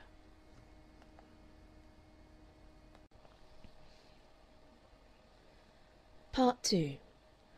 They had their explanations the next evening, but they were explanations in quite other terms than Ann Veronica had anticipated, quite other and much more startling and illuminating terms. Ramage came for her at her lodgings, and she met him graciously and kindly, as a queen who knows she must needs give sorrow to a faithful liege. She was unusually soft and gentle in her manner to him. He was wearing a new silk hat, with a slightly more generous brim than its predecessor, and it suited his type of face, robbed his dark eyes a little of their aggressiveness, and gave him a solid and dignified and benevolent air. A faint anticipation of triumph showed in his manner, and a subdued excitement. "We'll go to a place where we can have a private room," he said. Then we can talk things out." So they went this time to the Rococo in Germain Street, and upstairs to a landing upon which stood a bald-headed waiter with whiskers like a French admiral, and discretion beyond all limits in his manner. He seemed to have expected them.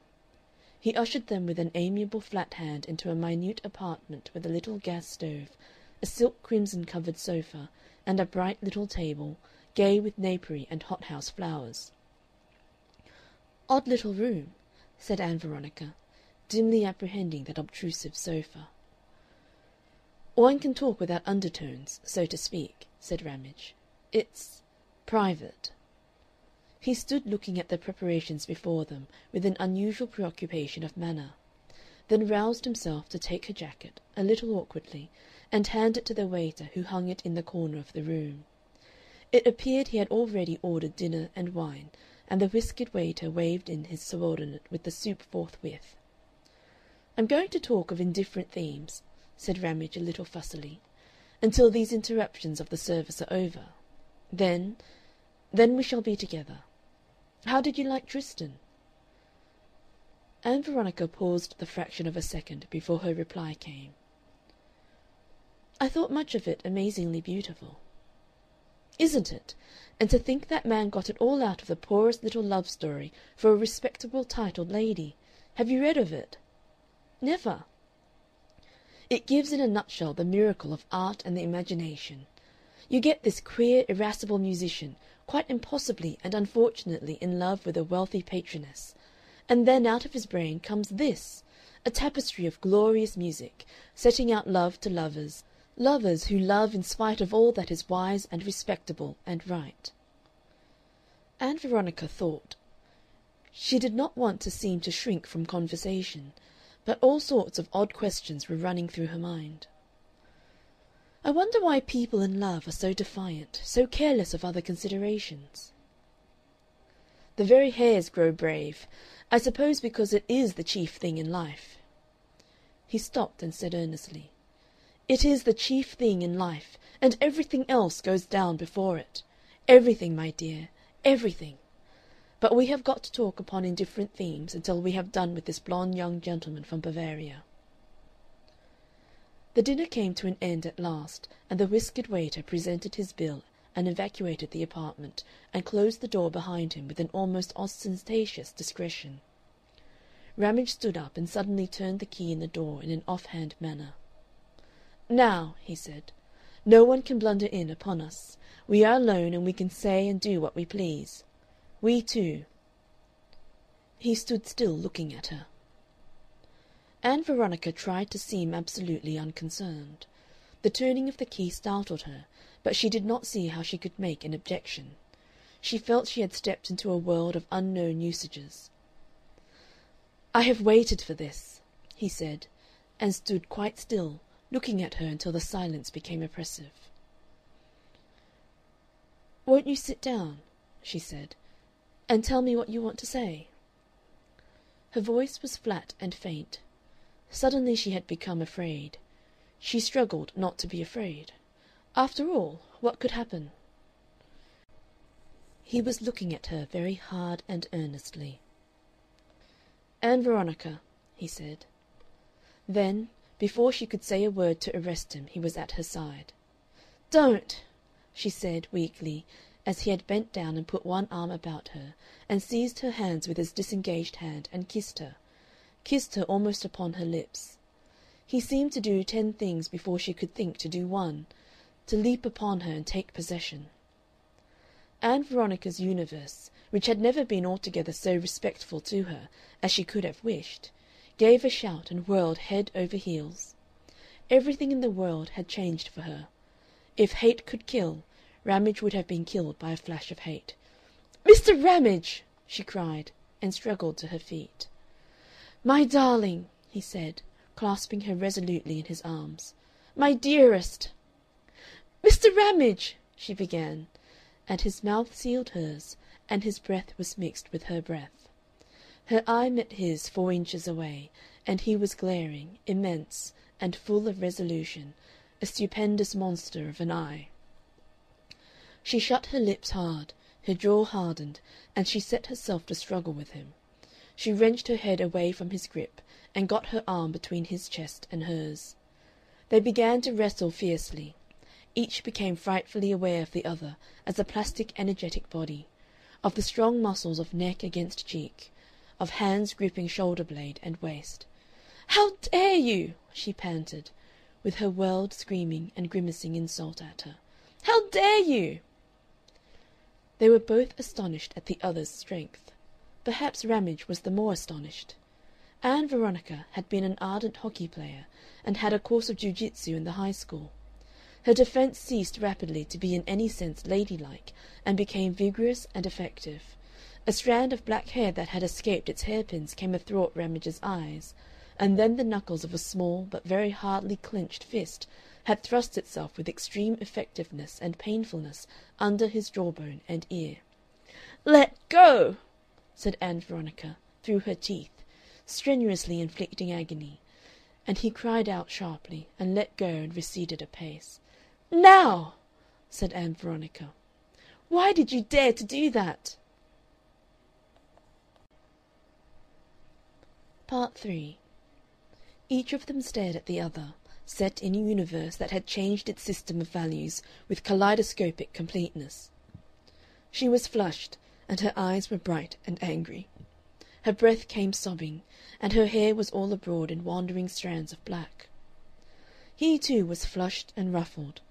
One side of his collar had slipped from its stud, and he held a hand to the corner of his jaw. "You vixen!" said Mr. Ramage, speaking the simplest first thought of his heart. "You had no right," panted Ann Veronica. "Why on earth," he asked, "did you hurt me like that?" Ann Veronica did her best to think she had not deliberately attempted to cause him pain. She ignored his question. "I never dreamt," she said. "What on earth did you expect me to do, then?" he asked. Part 4. Interpretation came pouring down upon her almost blindingly. She understood now the room, the waiter, the whole situation. She understood. She leapt to a world of shabby knowledge, of furtive base realizations. She wanted to cry out upon herself for the uttermost fool in existence. "I thought you wanted to have a talk to me," she said. "I wanted to make love to you." "You knew it," he added, in her momentary silence. "You said you were in love with me," said Ann Veronica. "I wanted to explain I said I loved and wanted you." The brutality of his first astonishment was evaporating. "I am in love with you. You know I am in love with you. And then you go and half throttle me. I believe you've crushed a gland or something. It feels like it." "I'm sorry," said Ann Veronica. "What else was I to do?" For some seconds she stood watching him, and both were thinking very quickly. Her state of mind would have seemed altogether discreditable to her grandmother. She ought to have been disposed to faint and scream at all these happenings. She ought to have maintained a front of outraged dignity to veil the sinking of her heart. She would like to have to tell it so. But indeed that is not at all a good description of her attitude. She was an indignant queen. No doubt she was alarmed and disgusted within limits, but she was highly excited, and there was something, some low adventurous strain in her being, some element, subtle at least if base, going about the rioting ways and crowded insurgent meeting-places of her mind, declaring that the whole affair was after all, they are the only words that express it, a very great lark indeed. At the bottom of her heart she was not a bit afraid of Ramage. She had unaccountable gleams of sympathy with and liking for him.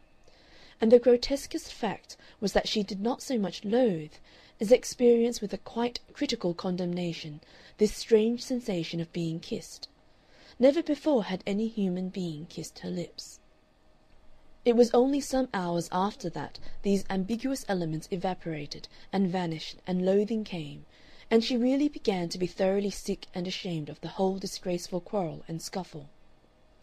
He, for his part, was trying to grasp the series of unexpected reactions that had so wrecked their tete-a-tete.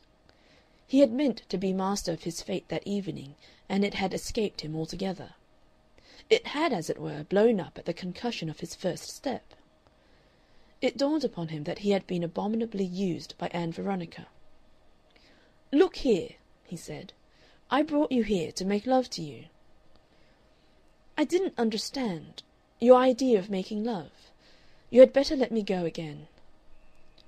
"Not yet," he said. "I do love you. I love you all the more for the streak of sheer devil in you. You are the most beautiful, the most desirable thing I have ever met in this world. It was good to kiss you, even at the price. But, by Jove, you are fierce! You are like those Roman women who carry stilettos in their hair." "I came here to talk reasonably, Mr. Ramage. It is abominable." "What is the use of keeping up this note of indignation, Ann Veronica? Here I am. I am your lover, burning for you. I mean to have you. Don't frown me off now. Don't go back into Victorian respectability and pretend you don't know and you can't think and all the rest of it. One comes at last to the step from dreams to reality. This is your moment. No one will ever love you as I love you now. I have been dreaming of your body and you, night after night. I have been imagining... Mr. Ramage, I came here... I didn't suppose for one moment you would dare... Nonsense! That is your mistake. You are too intellectual. You want to do everything with your mind. You are afraid of kisses. You are afraid of the warmth in your blood. It's just because all that side of your life hasn't fairly begun." He made a step toward her. "Mr. Ramage," she said, sharply, "I have to make it plain to you. I don't think you understand. I don't love you. I don't. I can't love you. I love someone else. It is repulsive. It disgusts me that you should touch me." He stared in amazement at this new aspect of the situation. "You love someone else?" he repeated. "I love someone else. I could not dream of loving you." And then he flashed his whole conception of the relations of men and women upon her in one astonishing question. His hand went with an almost instinctive inquiry to his jawbone again. "Then why the devil," he demanded, "do you let me stand you dinners and the opera? And why do you come to a cabinet particular with me?" He became radiant with anger. "You mean to tell me," he said, "that you have a lover, while I have been keeping you? Yes, keeping you!" This view of life he hurled at her as if it were an offensive missile. It stunned her. She felt she must fly before it and could no longer do so. She did not think for one moment what interpretation he might put upon the word lover. "Mr. Ramage," she said, clinging to her one point, "I want to get out of this horrible little room. It has all been a mistake. I have been stupid and foolish. Will you unlock that door?" "Never!" he said. "Confound your lover! Look here, do you really think I am going to run you while he makes love to you? No fear! I never heard of anything so cool. If he wants you, let him get you. You're mine. I've paid for you and helped you, and I'm going to conquer you somehow, if I have to break you to do it. Hitherto you've seen only my easy, kindly side, but now, confound it! How can you prevent it? I will kiss you." "You won't!" said Ann Veronica, with the clearest note of determination. He seemed to be about to move toward her.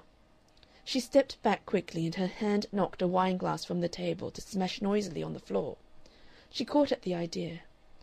"If you come a step nearer to me," she said, "I will smash every glass on this table." "Then, by God," he said, "you'll be locked up." Ann Veronica was disconcerted for a moment. She had a vision of policemen, reproving magistrates, a crowded court, public disgrace. She saw her aunt in tears, her father white-faced and hard-hit. "Don't come nearer," she said. There was a discreet knocking at the door, and Ramage's face changed.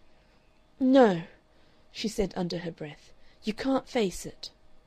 And she knew that she was safe. He went to the door. "It's all right," he said reassuringly to the inquirer without. Ann Veronica glanced at the mirror to discover a flushed and dishevelled disorder. She began at once a hasty readjustment of her hair, while Ramage parleyed with inaudible interrogations. "A glass slipped from the table," he explained. "Non, pas du tout. Non, niet, bite. Oui, dans la note. Presently, presently." That conversation ended, and he turned to her again. "I am going," she said grimly, with 3 hairpins in her mouth. She took her hat from the peg in the corner and began to put it on. He regarded that perennial miracle of pinning with wrathful eyes. "Look here, Ann Veronica," he began. "I want a plain word with you about all this. Do you mean to tell me you didn't understand why I wanted you to come here?" "Not a bit of it," said Ann Veronica stoutly. "You didn't expect that I should kiss you?" "How was I to know that a man would think it was possible, when there was nothing, no love?" "How did I know there wasn't love?" That silenced her for a moment. "And what on earth," he said, "do you think the world is made of? Why do you think I have been doing things for you, the abstract pleasure of goodness? Are you one of the members of that great white sisterhood that takes and does not give? The good accepting woman? Do you really suppose a girl is entitled to live at free quarters on any man she meets without giving any return?" "I thought," said Ann Veronica, "you were my friend." "Friend! What have a man and a girl in common to make them friends? Ask that lover of yours. And even with friends, would you have it all give on one side and all take on the other? Does he know I keep you? You won't have a man's lips near you, but you'll eat out of his hand fast enough." Ann Veronica was stung to helpless anger. "Mr. Ramage," she cried, "you are outrageous. You understand nothing. You are horrible. Will you let me get out of this room?" "No," cried Ramage. "Hear me out. I'll have that satisfaction anyhow. You women, with your tricks of evasion. You're a sex of swindlers. You have all the instinctive dexterity of parasites. You make yourself charming for help. You climb by disappointing men. This lover of yours he doesn't know!" cried Ann Veronica. "Well, you know." Ann Veronica could have wept with vexation. Indeed, a note of weeping broke her voice for a moment as she burst out. "You know as well as I do that money was a loan." "Loan?" "You yourself called it a loan." "Euphemism. We both understood that." "You shall have every penny of it back." "I'll frame it when I get it." "I'll pay you if I have to work at shirt-making at 3d. an hour." "You'll never pay me. You think you will. It's your way of glossing over the ethical position. It's the sort of way a woman always does gloss over her ethical positions. You're all dependents, all of you, by instinct. Only you good ones shirk. You shirk a straightforward and decent return for what you get from us, taking refuge in purity and delicacy and such like when it comes to payment." "Mr. Ramage," said Ann Veronica, "I want to go. Now."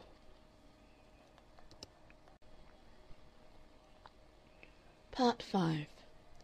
But she did not get away just then. Ramage's bitterness passed as abruptly as his aggression. "Oh, Ann Veronica," he cried, "I cannot let you go like this. You don't understand. You can't possibly understand."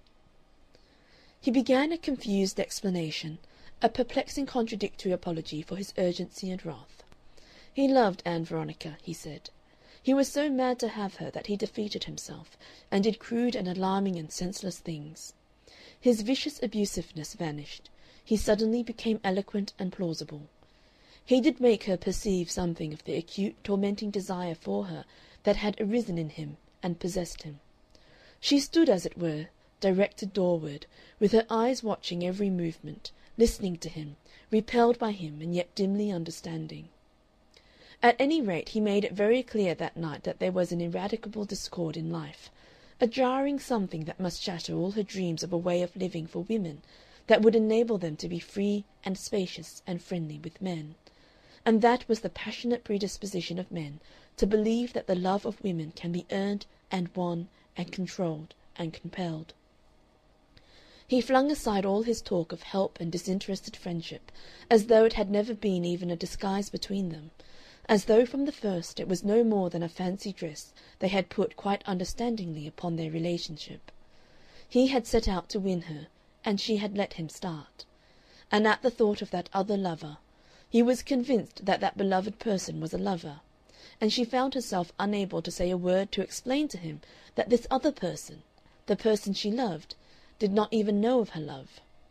Ramage grew angry and savage once more, and returned suddenly to gibe and insult. Men do services for the love of women, and the woman who takes must pay. Such was the simple code that displayed itself in all his thoughts. He left that arid rule clear of the least mist of refinement or delicacy. That he should pay £40 to help this girl who preferred another man was no less in his eyes than a fraud and mockery that made her denial a maddening and outrageous disgrace to him, and this though he was evidently passionately in love with her. For a while he threatened her. "You have put all your life in my hands," he declared. "Think of that cheque you endorsed. There it is against you. I defy you to explain it away. What do you think people will make of that? What will this lover of yours make of that?" At intervals Ann Veronica demanded to go, declaring her undying resolve to repay him at any cost, and made short movements doorward. But at last this ordeal was over, and Ramage opened the door. She emerged with a white face and wide-open eyes upon a little red-lit landing. She went past 3 keenly observant and ostentatiously preoccupied waiters, down the thick-carpeted staircase, and out of the Hotel Rococo, that remarkable laboratory of relationships, past a tall porter in blue and crimson, into a cool, clear night.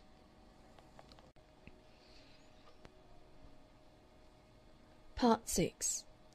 When Ann Veronica reached her little bed-sitting room again, every nerve in her body was quivering with shame and self-disgust. She threw hat and coat on the bed and sat down before the fire. "And now," she said, splintering the surviving piece of coal into indignant flame-spurting fragments with one dexterous blow, "what am I to do? I'm in a hole. Mess is a better word. Expresses it better. I'm in a mess, a nasty mess, a filthy mess. Oh, no end of a mess. Do you hear, Ann Veronica? You're in a nasty, filthy, unforgivable mess. Haven't I just made a silly mess of things? £40! I haven't got 20." She got up, stamped with her foot, and then, suddenly remembering the lodger below, sat down and wrenched off her boots. "This is what comes of being a young woman up to date. By Jove! I'm beginning to have my doubts about freedom. You silly young woman, Ann Veronica, you silly young woman. The smeariness of the thing. The smeariness of this sort of thing. Mauled about." She fell to rubbing her insulted lips savagely with the back of her hand. "Ugh!" she said. "The young women of Jane Austen's time didn't get into this sort of scrape. At least, one thinks so. I wonder if some of them did, and it didn't get reported. Aunt Jane had her quiet moments. Most of them didn't, anyhow. They were properly brought up and sat still and straight and took the luck fate brought them as gentlewomen should, and they had an idea of what men were like behind all their nicety. They knew they were all bogey in disguise. I didn't, after all." For a time her mind ran on daintiness and its defensive restraints as though it was the one desirable thing. That world of fine-printed cambrics and escorted maidens, of delicate secondary meanings and refined elusiveness, presented itself to her imagination with the brightness of a lost paradise, as indeed for many women it is a lost paradise. "I wonder if there is anything wrong with my manners," she said. "I wonder if I've been properly brought up. If I had been quite quiet and white and dignified, wouldn't it have been different? Would he have dared?" For some creditable moments in her life Ann Veronica was utterly disgusted with herself. She was wrung with a passionate and belated desire to move gently, to speak softly and ambiguously, to be, in effect, prim. Horrible details recurred to her. Why, among other things, did I put my knuckles in his neck, deliberately to hurt him? She tried to sound the humorous note. Are you aware, Ann Veronica, you nearly throttled that gentleman? Then she reviled her own foolish way of putting it. You ass and imbecile, Ann Veronica! You female cad! Cad! Cad! Why aren't you folded up clean in lavender, as every young woman ought to be? What have you been doing with yourself? She raked into the fire with the poker. All of which doesn't help me in the slightest degree to pay back that money. That night was the most intolerable one that Ann Veronica had ever spent. She washed her face with unwonted elaboration before she went to bed. This time there was no doubt. She did not sleep. The more she disentangled the lines of her situation, the deeper grew her self-disgust. Occasionally the mere fact of lying in bed became unendurable, and she rolled out and marched about her room and whispered abuse of herself, usually until she hit against some article of furniture. Then she would have quiet times in which she would say to herself, "Now look here, let me think it all out." For the first time, it seemed to her, she faced the facts of a woman's position in the world, the meagre realities of such freedom as it permitted her, the almost unavoidable obligation to some individual man under which she must labor for even a foothold in the world. She had flung away from her father's support with the finest assumption of personal independence, and here she was, in a mess because it had been impossible for her to avoid leaning upon another man. She had thought, what had she thought? That this dependence of women was but an illusion which needed only to be denied to vanish. She had denied it with vigor, and here she was. She did not so much exhaust this general question as pass from it to her insoluble individual problem again. What am I to do? She wanted first of all to fling the £40 back into Ramage's face, but she had spent nearly half of it, and had no conception of how such a sum could be made good again. She thought of all sorts of odd and desperate expedients, and with passionate petulance rejected them all. She took refuge in beating her pillow and inventing insulting epithets for herself. She got up, drew up her blind, and stared out of window at a dawn-cold vision of chimneys for a time, and then went and sat on the edge of her bed. What was the alternative to going home? No alternative appeared in that darkness. It seemed intolerable that she should go home and admit herself beaten. She did most urgently desire to save her face in Morningside Park, and for long hours she could think of no way of putting it that would not be in the nature of unconditional admission of defeat. "I'd rather go as a chorus girl," she said. She was not very clear about the position and duties of a chorus girl, but it certainly had the air of being a last desperate resort. There sprang from that a vague hope that perhaps she might extort a capitulation from her father by a threat to seek that position. And then with overwhelming clearness it came to her that whatever happened she would never be able to tell her father about her debt. The completest capitulation would not wipe out that trouble. And she felt that if she went home it was imperative to pay. She would always be going to and fro up the avenue, getting glimpses of Ramage, seeing him in trains. For a time she promenaded the room. Why did I ever take that loan? An idiot girl in an asylum would have known better than that. Vulgarity of soul and innocence of mind, the worst of all conceivable combinations. I wish some one would kill Ramage by accident. But then they would find that cheque endorsed in his bureau. I wonder what he will do.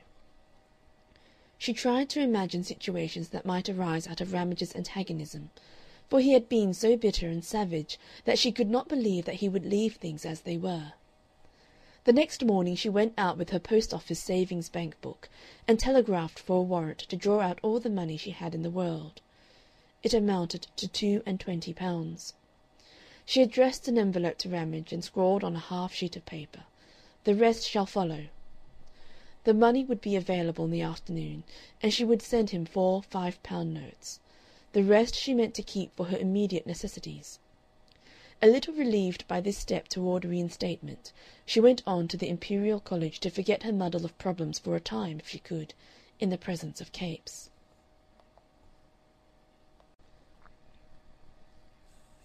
Part 7. For a time the biological laboratory was full of healing virtue. Her sleepless night had left her languid but not stupefied, and for an hour or so the work distracted her altogether from her troubles. Then, after Capes had been through her work and had gone on, it came to her that the fabric of this life of hers was doomed to almost immediate collapse, that in a little while these studies would cease, and perhaps she would never set eyes on him again. After that consolations fled. The overnight nervous strain began to tell. She became inattentive to the work before her, and it did not get on. She felt sleepy and unusually irritable. She lunched at a creamery in Great Portland Street, and as the day was full of wintry sunshine, spent the rest of the lunch hour in a drowsy gloom, which she imagined to be thought upon the problems of her position, on a seat in Regent's Park. A girl of 15 or 16 gave her a handbill that she regarded as a tract until she saw "Votes for Women" at the top. That turned her mind to the more generalized aspects of her perplexities again. She had never been so disposed to agree that the position of women in the modern world is intolerable. Capes joined the students at tea, and displayed himself in an impish mood that sometimes possessed him. He did not notice that Ann Veronica was preoccupied and heavy-eyed. Miss Clegg raised the question of women's suffrage, and he set himself to provoke a duel between her and Miss Garvice. The youth with the hair brushed back and the spectacled Scotchman joined in the fray for and against the women's vote. Ever and again Capes appealed to Ann Veronica. He liked to draw her in, and she did her best to talk, but she did not talk readily, and in order to say something she plunged a little, and felt she plunged. Capes scored back with an uncompromising vigor that was his way of complimenting her intelligence.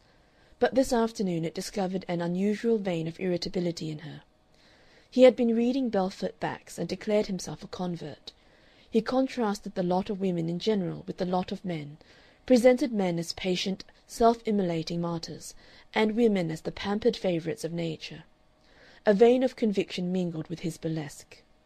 For a time he and Miss Clegg contradicted one another. The question ceased to be a tea-table talk, and became suddenly tragically real for Ann Veronica. There he sat, cheerfully friendly in his sex's freedom, the man she loved, the one man she cared should unlock the way to the wide world for her imprisoned feminine possibilities, and he seemed regardless that she stifled under his eyes. He made a jest of all this passionate insurgence of the souls of women against the fate of their conditions. Miss Garvice repeated again, and almost in the same words she used at every discussion, her contribution to the great question. She thought that women were not made for the struggle and turmoil of life. Their place was the little world, the home, that their power lay not in votes but in influence over men and in making the minds of their children fine and splendid. "Women should understand men's affairs, perhaps," said Miss Garvice, "but to mingle in them is just to sacrifice that power of influencing they can exercise now." "There is something sound in that position," said Capes, intervening as if to defend Miss Garvice against a possible attack from Ann Veronica. "It may not be just and so forth, but, after all, it is how things are. Women are not in the world in the same sense that men are, fighting individuals in a scramble. I don't see how they can be. Every home is a little recess, a niche, out of the world of business and competition, in which women and the future shelter." "A little pit," said Ann Veronica. "A little prison." "It's just as often a little refuge. Anyhow, that is how things are." "And the man stands as the master at the mouth of the den." "As sentinel. You forget all the mass of training and tradition and instinct that go to make him a tolerable master. Nature is a mother. Her sympathies have always been feminist, and she has tempered the man to the shorn woman." "I wish," said Ann Veronica, with sudden anger, "that you could know what it is to live in a pit." She stood up as she spoke, and put down her cup beside Miss Garvice's. She addressed Capes as though she spoke to him alone. "I can't endure it," she said. Every one turned to her in astonishment. She felt she had to go on. "No man can realize," she said, "what that pit can be. The way we are led on. We are taught to believe we are free in the world, to think we are queens. Then we find out. We find out no man will treat a woman fairly as man to man. No man. He wants you, or he doesn't, and then he helps some other woman against you. What you say is probably all true and necessary, but think of the disillusionment. Except for our sex, we have minds like men, desires like men. We come out into the world, some of us." She paused. Her words, as she said them, seemed to her to mean nothing, and there was so much that struggled for expression. "Women are mocked," she said. "Whenever they try to take hold of life, a man intervenes." She felt with a sudden horror that she might weep. She wished she had not stood up.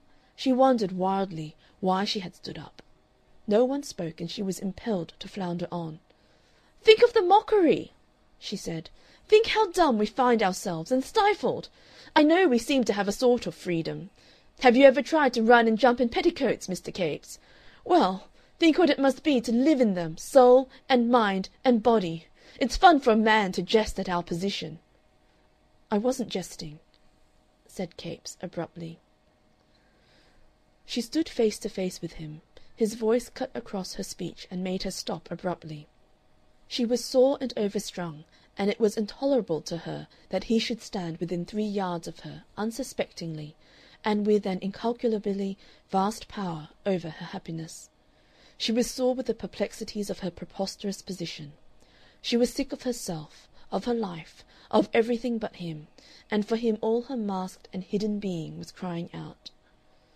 She stopped abruptly at the sound of his voice, and lost the thread of what she was saying. In the pause she realized the attention of the others converged upon her, and that the tears were brimming over her eyes. She felt a storm of emotion surging up within her. She became aware of the Scotch student regarding her with stupendous amazement, a teacup poised in one hairy hand, and his faceted glasses showing a various enlargement of segments of his eye. The door into the passage offered itself with an irresistible invitation, the one alternative to a public, inexplicable passion of weeping. Capes flashed to an understanding of her intention, sprang to his feet, and opened the door for her retreat. Part 8. "Why should I ever come back?" she said to herself, as she went down the staircase. She went to the post office and drew out and sent off her money to Ramage, and then she came out into the street, sure only of one thing, that she could not return directly to her lodgings. She wanted air, and the distraction of having moving and changing things about her. The evenings were beginning to draw out, and it would not be dark for an hour. She resolved to walk across the park to the Zoological Gardens, and so on by way of Primrose Hill to Hampstead Heath. There she would wander about in the kindly darkness and think things out. Presently she became aware of footsteps hurrying after her, and glanced back to find Miss Klegg, a little out of breath, in pursuit. Ann Veronica halted a pace, and Miss Klegg came alongside. "Do you go across the park?" "Not usually, but I'm going to-day. I want to walk." "I'm not surprised at it. I thought Mr. Capes most trying." "Oh, it wasn't that. I've had a headache all day." "I thought Mr. Capes most unfair," Miss Klegg went on in a small, even voice. "Most unfair. I'm glad you spoke out as you did." "I didn't mind that little argument." "You gave it him well. What you said wanted saying. After you went he got up and took refuge in the preparation room, or else I would have finished him." Ann Veronica said nothing, and Miss Klegg went on. "He very often is most unfair. He has a way of sitting on people. He wouldn't be like it if people did it to him. He jumps the words out of your mouth. He takes hold of what you have to say before you have had time to express it properly." Pause. "I suppose he's frightfully clever," said Miss Klegg. "He's a fellow of the Royal Society, and he can't be much over 30, said Miss Klegg. "He writes very well," said Ann Veronica. "He can't be more than 30. He must have married when he was quite a young man." "Married," said Ann Veronica. "Didn't you know he was married?" asked Miss Klegg, and was struck by a thought that made her glance quickly at her companion. Ann Veronica had no answer for a moment. She turned her head away sharply. Some automaton within her produced in a quite unfamiliar voice the remark, "They're playing football." "It's too far for the ball to reach us," said Miss Klegg. "I didn't know Mr. Capes was married," said Ann Veronica, resuming the conversation with an entire disappearance of her former lassitude. "Oh, yes," said Miss Klegg. "I thought every one knew." "No," said Ann Veronica offhandedly. "Never heard anything of it." "I thought every one knew. I thought every one had heard about it." "But why?" "He's married and, I believe, living separated from his wife. There was a case or something some years ago." "What case?" "A divorce or something. I don't know. But I have heard that he almost had to leave the schools. If it hadn't been for Professor Russell standing up for him, they say he would have had to leave." "Was he divorced, do you mean?" "No, but he got himself mixed up in a divorce case. I forget the particulars, but I know it was something very disagreeable. It was among artistic people." Ann Veronica was silent for a while. "I thought every one had heard," said Miss Klegg, "or I wouldn't have said anything about it." "I suppose all men," said Ann Veronica, in a tone of detached criticism, "get some such entanglement. And anyhow, it doesn't matter to us." She turned abruptly at right angles to the path they followed. "This is my way back to my side of the park," she said. "I thought you were coming right across the park." "Oh, no," said Ann Veronica. "I have some work to do. I just wanted a breath of air. And they'll shut the gates presently. It's not far from twilight." Part 9. She was sitting brooding over her fire about 10 o'clock that night when a sealed and registered envelope was brought up to her. She opened it and drew out a letter, and folded within it were the notes she had sent off to Ramage that day. The letter began, "My dearest girl, I cannot let you do this foolish thing." She crumpled notes and letter together in her hand, and then with a passionate gesture flung them into the fire. Instantly she seized the poker and made a desperate effort to get them out again, but she was only able to save a corner of the letter. The £20 burned with avidity. She remained for some seconds crouching at the fender, poker in hand. "By Jove!" she said, standing up at last. "That about finishes it, Ann Veronica." End of chapter 9. Ann Veronica by H.G. Wells. Chapter the 10th. The Suffragettes. Part 1. "There is only one way out of all this," said Ann Veronica, sitting up in her little bed in the darkness and biting at her nails. "I thought I was just up against Morningside Park and father, but it's the whole order of things, the whole blessed order of things." She shivered. She frowned and gripped her hands about her knees very tightly. Her mind developed into savage wrath at the present conditions of a woman's life. "I suppose all life is an affair of chances, but a woman's life is all chance. It's artificially chance. Find your man, that's the rule. All the rest is humbug and delicacy. He's the handle of life for you. He will let you live if it pleases him. Can't it be altered?" "I suppose an actress is free." She tried to think of some altered state of affairs in which these monstrous limitations would be alleviated, in which women would stand on their own feet in equal citizenship with men. For a time she brooded on the ideals and suggestions of the Socialists, on the vague intimations of an endowment of motherhood, of a complete relaxation of that intense individual dependence for women which is woven into the existing social order. At the back of her mind there seemed always one irrelevant qualifying spectator whose presence she sought to disregard. She would not look at him, she would not think of him. When her mind wavered, then she muttered to herself in the darkness so as to keep hold of her generalizations. "It is true. It is no good waving the thing. It is true. Unless women are never to be free, never to be even respected, there must be a generation of martyrs. Why shouldn't we be martyrs? There's nothing else for most of us anyhow. It's a sort of blacklegging to want to have a life of one's own." She repeated, as if she answered an objector. "A sort of blacklegging. A sex of blacklegging clients." Her mind diverged to other aspects and another type of womanhood. Poor little Miniver! What can she be but what she is?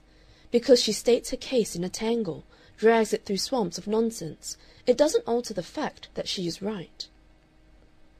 That phrase about dragging the truth through swamps of nonsense she remembered from Capes. At the recollection that it was his, she seemed to fall through a thin surface, as one might fall through the crust of a lava into glowing depths. She wallowed for a time in the thought of Capes, unable to escape from his image and the idea of his presence in her life. She let her mind run into dreams of that cloud paradise of an altered world in which the Goopes and Minivers, the Fabians and reforming people believed. Across that world was written in letters of light, endowment of motherhood. Suppose in some complex yet conceivable way women were endowed, were no longer economically and socially dependent on men. If one was free, she said, one could go to him. There's vile hovering to catch a man's eye. One could go to him and tell him one loved him. I want to love him. A little love from him would be enough. It would hurt no one. It would not burden him with any obligation. She groaned aloud and bowed her forehead to her knees. She floundered deep. She wanted to kiss his feet. His feet would have the firm texture of his hands. Then suddenly her spirit rose in revolt. "I will not have this slavery," she said. "I will not have this slavery." She shook her fist ceilingward. "Do you hear?" she said. "Whatever you are, wherever you are, I will not be slave to the thought of any man, slave to the customs of any time. Confound the slavery of sex. I am a man. I will get this under, if I am killed in doing it." She scowled into the cold blacknesses about her. "Manning," she said, and contemplated a figure of inaggressive persistence. "No." Her thoughts had turned in a new direction. "It doesn't matter," she said, after a long interval, "if they are absurd. They mean something. They mean everything that women can mean, except submission. The vote is only the beginning, the necessary beginning. If we do not begin—" She had come to a resolution. Abruptly she got out of bed, and smoothed her sheet and straightened her pillow and lay down, and fell almost instantly asleep.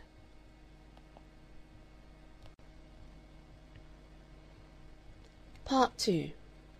The next morning was as dark and foggy as if it was mid-November instead of early March. Ann Veronica woke rather later than usual, and lay awake for some minutes before she remembered a certain resolution she had taken in the small hours. Then instantly she got out of bed and proceeded to dress. She did not start for the Imperial College. She spent the morning up to 10 in writing a series of unsuccessful letters to Ramage, which she tore up unfinished. And finally she desisted and put on her jacket and went out into the lamp-lit obscurity and slimy streets. She turned a resolute face southward. She followed Oxford Street into Holborn, and there she inquired for Chancery Lane. There she sought and at last found 107A, one of those heterogeneous piles of offices which occupy the eastern side of the lane. She studied the painted names of firms and persons and enterprises on the wall, and discovered that the Women's Bond of Freedom occupied several contiguous suites on the first floor. She went upstairs and hesitated between 4 doors with ground glass panes, each of which professed the Women's Bond of Freedom in neat black letters. She opened one and found herself in a large untidy room set with chairs that were a little disarranged as if by an overnight meeting. On the walls were notice boards bearing clusters of newspaper slips, 3 or 4 big posters of monster meetings, one of which Ann Veronica had attended with Miss Miniver, and a series of announcements in purple copying ink, and in one corner was a pile of banners.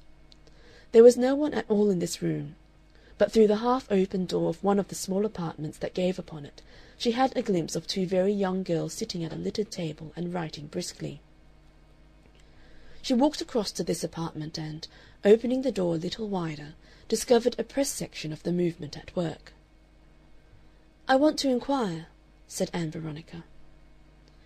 "Next door," said a spectacled young person of 17 or 18, with an impatient indication of the direction. In the adjacent apartment Ann Veronica found a middle-aged woman with a tired face under the tired hat she wore, sitting at a desk opening letters, while a dusky, untidy girl of 8 or 29 hammered industriously at a typewriter. The tired woman looked up in inquiring silence at Ann Veronica's diffident entry. "I want to know more about this movement," said Ann Veronica. "Are you with us?" said the tired woman. "I don't know," said Ann Veronica. "I think I am. I want very much to do something for women, but I want to know what you are doing." The tired woman sat still for a moment. "You haven't come here to make a lot of difficulties?" she asked. "No," said Ann Veronica, "but I want to know."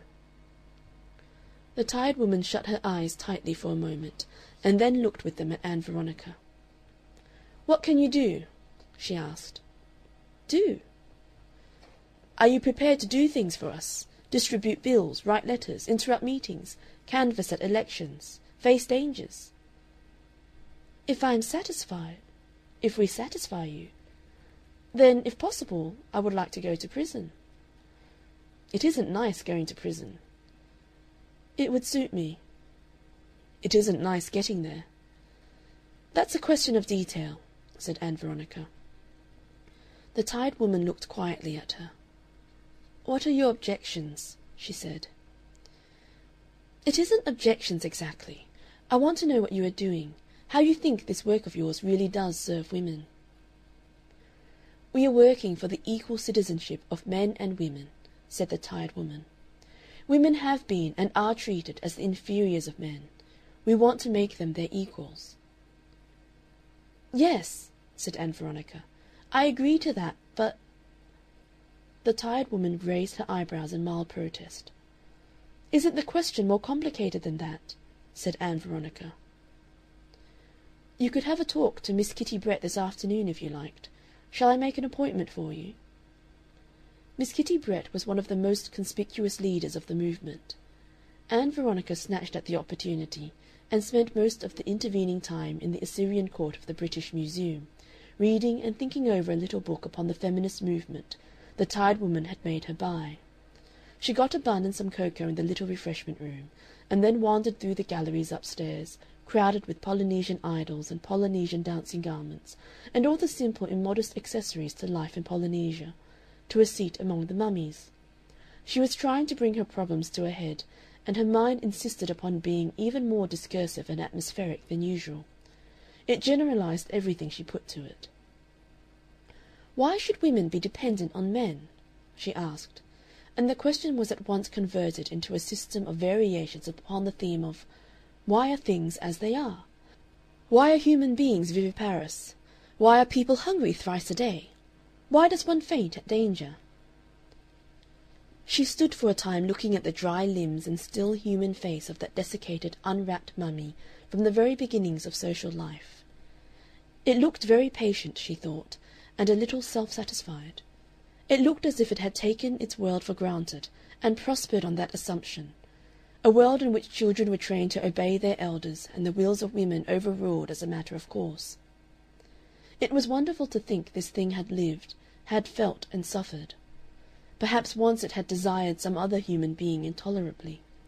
Perhaps some one had kissed the brow that was now so cadaverous, rubbed that sunken cheek with loving fingers, held that stringy neck with passionately living hands. But all of that was forgotten.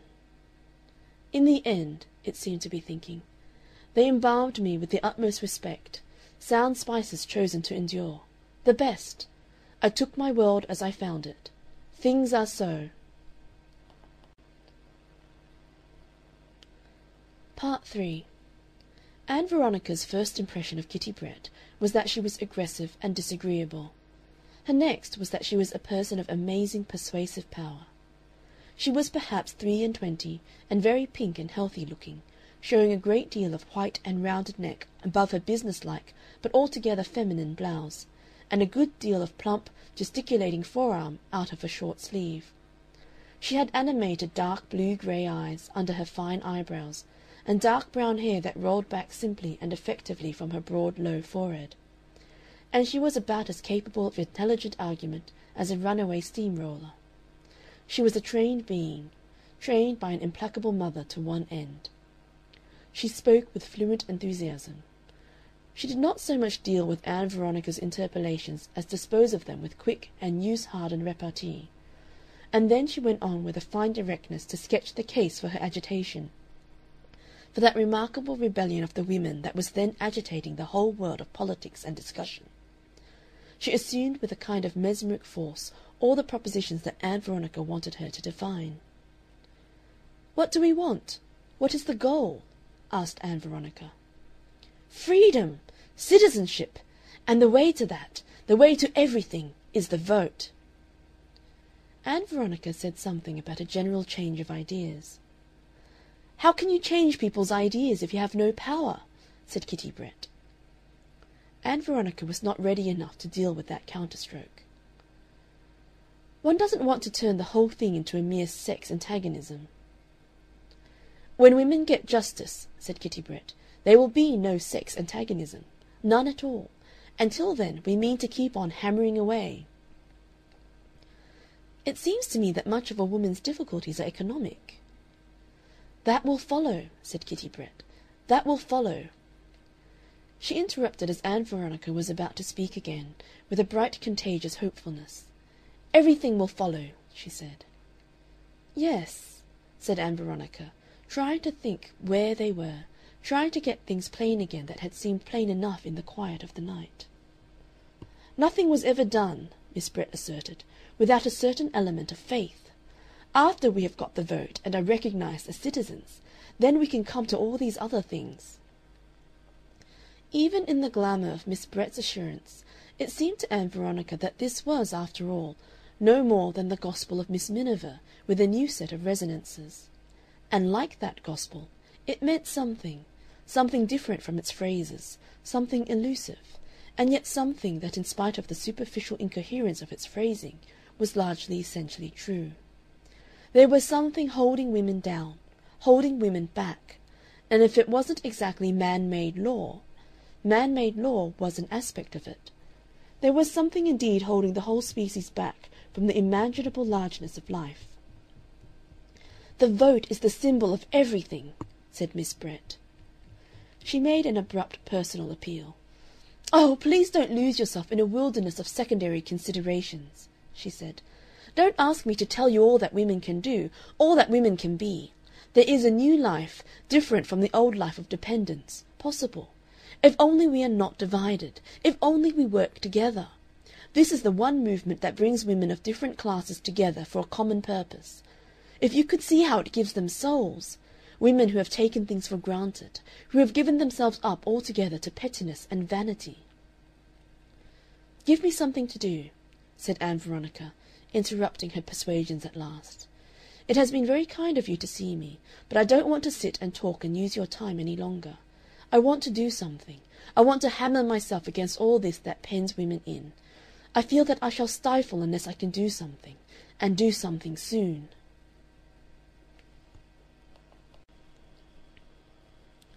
Part 4. It was not Ann Veronica's fault that the night's work should have taken upon itself the forms of wild burlesque. She was in deadly earnest in everything she did.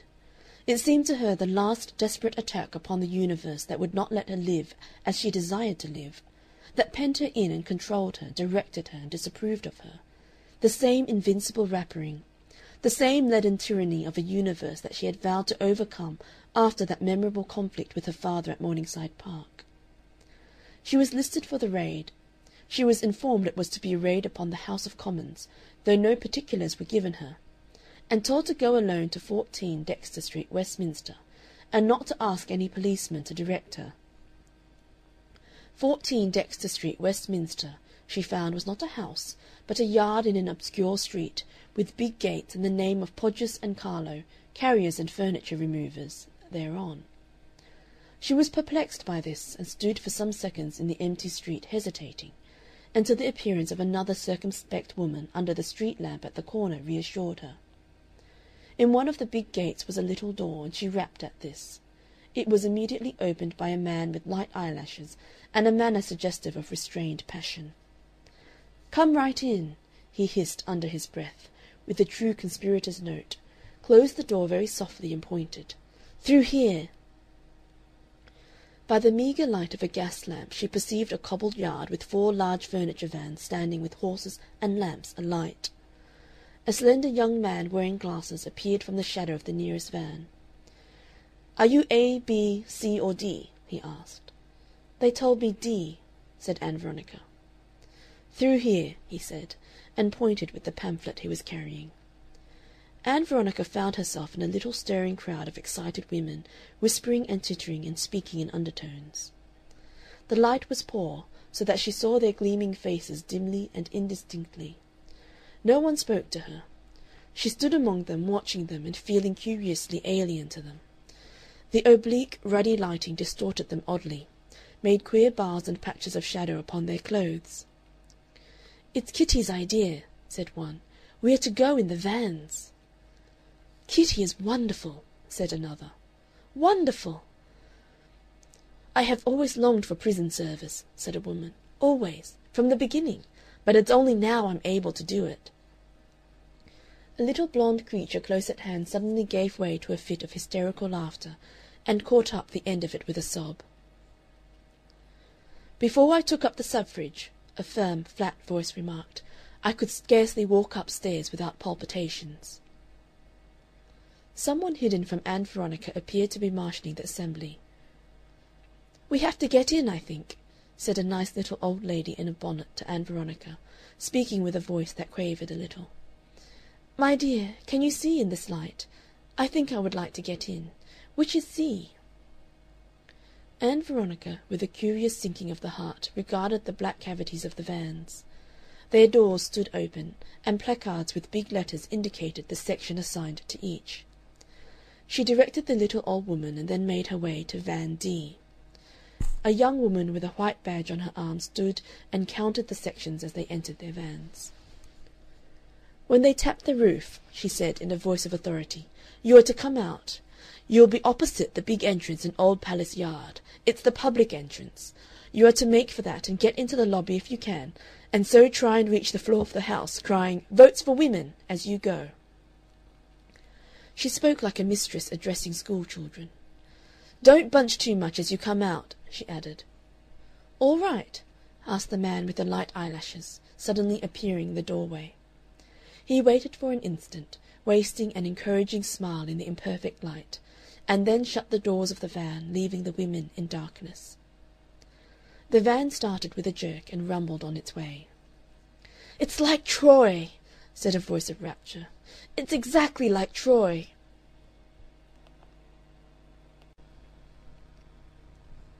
Part 5. So Ann Veronica, enterprising and a little dubious as ever, mingled with the stream of history, and wrote her Christian name upon the police court records of the land. But out of a belated regard for her father, she wrote the surname of someone else. Some day, when the rewards of literature permit the arduous research required, the campaign of the women will find its Carlyle, and the particulars of that marvellous series of exploits by which Miss Brett and her colleagues nagged the whole Western world into the discussion of women's position become the material for the most delightful and amazing descriptions. At present the world waits for that writer, and the confused record of the newspapers remains the only resource of the curious. When he comes he will do that raid of the Pantechnicons the justice it deserves. He will picture the orderly evening scene about the Imperial Legislature in convincing detail, the coming and going of cabs and motor cabs and broughams through the chill, damp evening into New Palace Yard, the reinforced but untroubled and unsuspecting police about the entries of those great buildings whose square and panelled Victorian Gothic streams up from the glare of the lamps into the murkiness of the night. Big Ben shining overhead, an unassailable beacon, and the incidental traffic of Westminster, cabs, carts, and glowing omnibuses going to and from the bridge.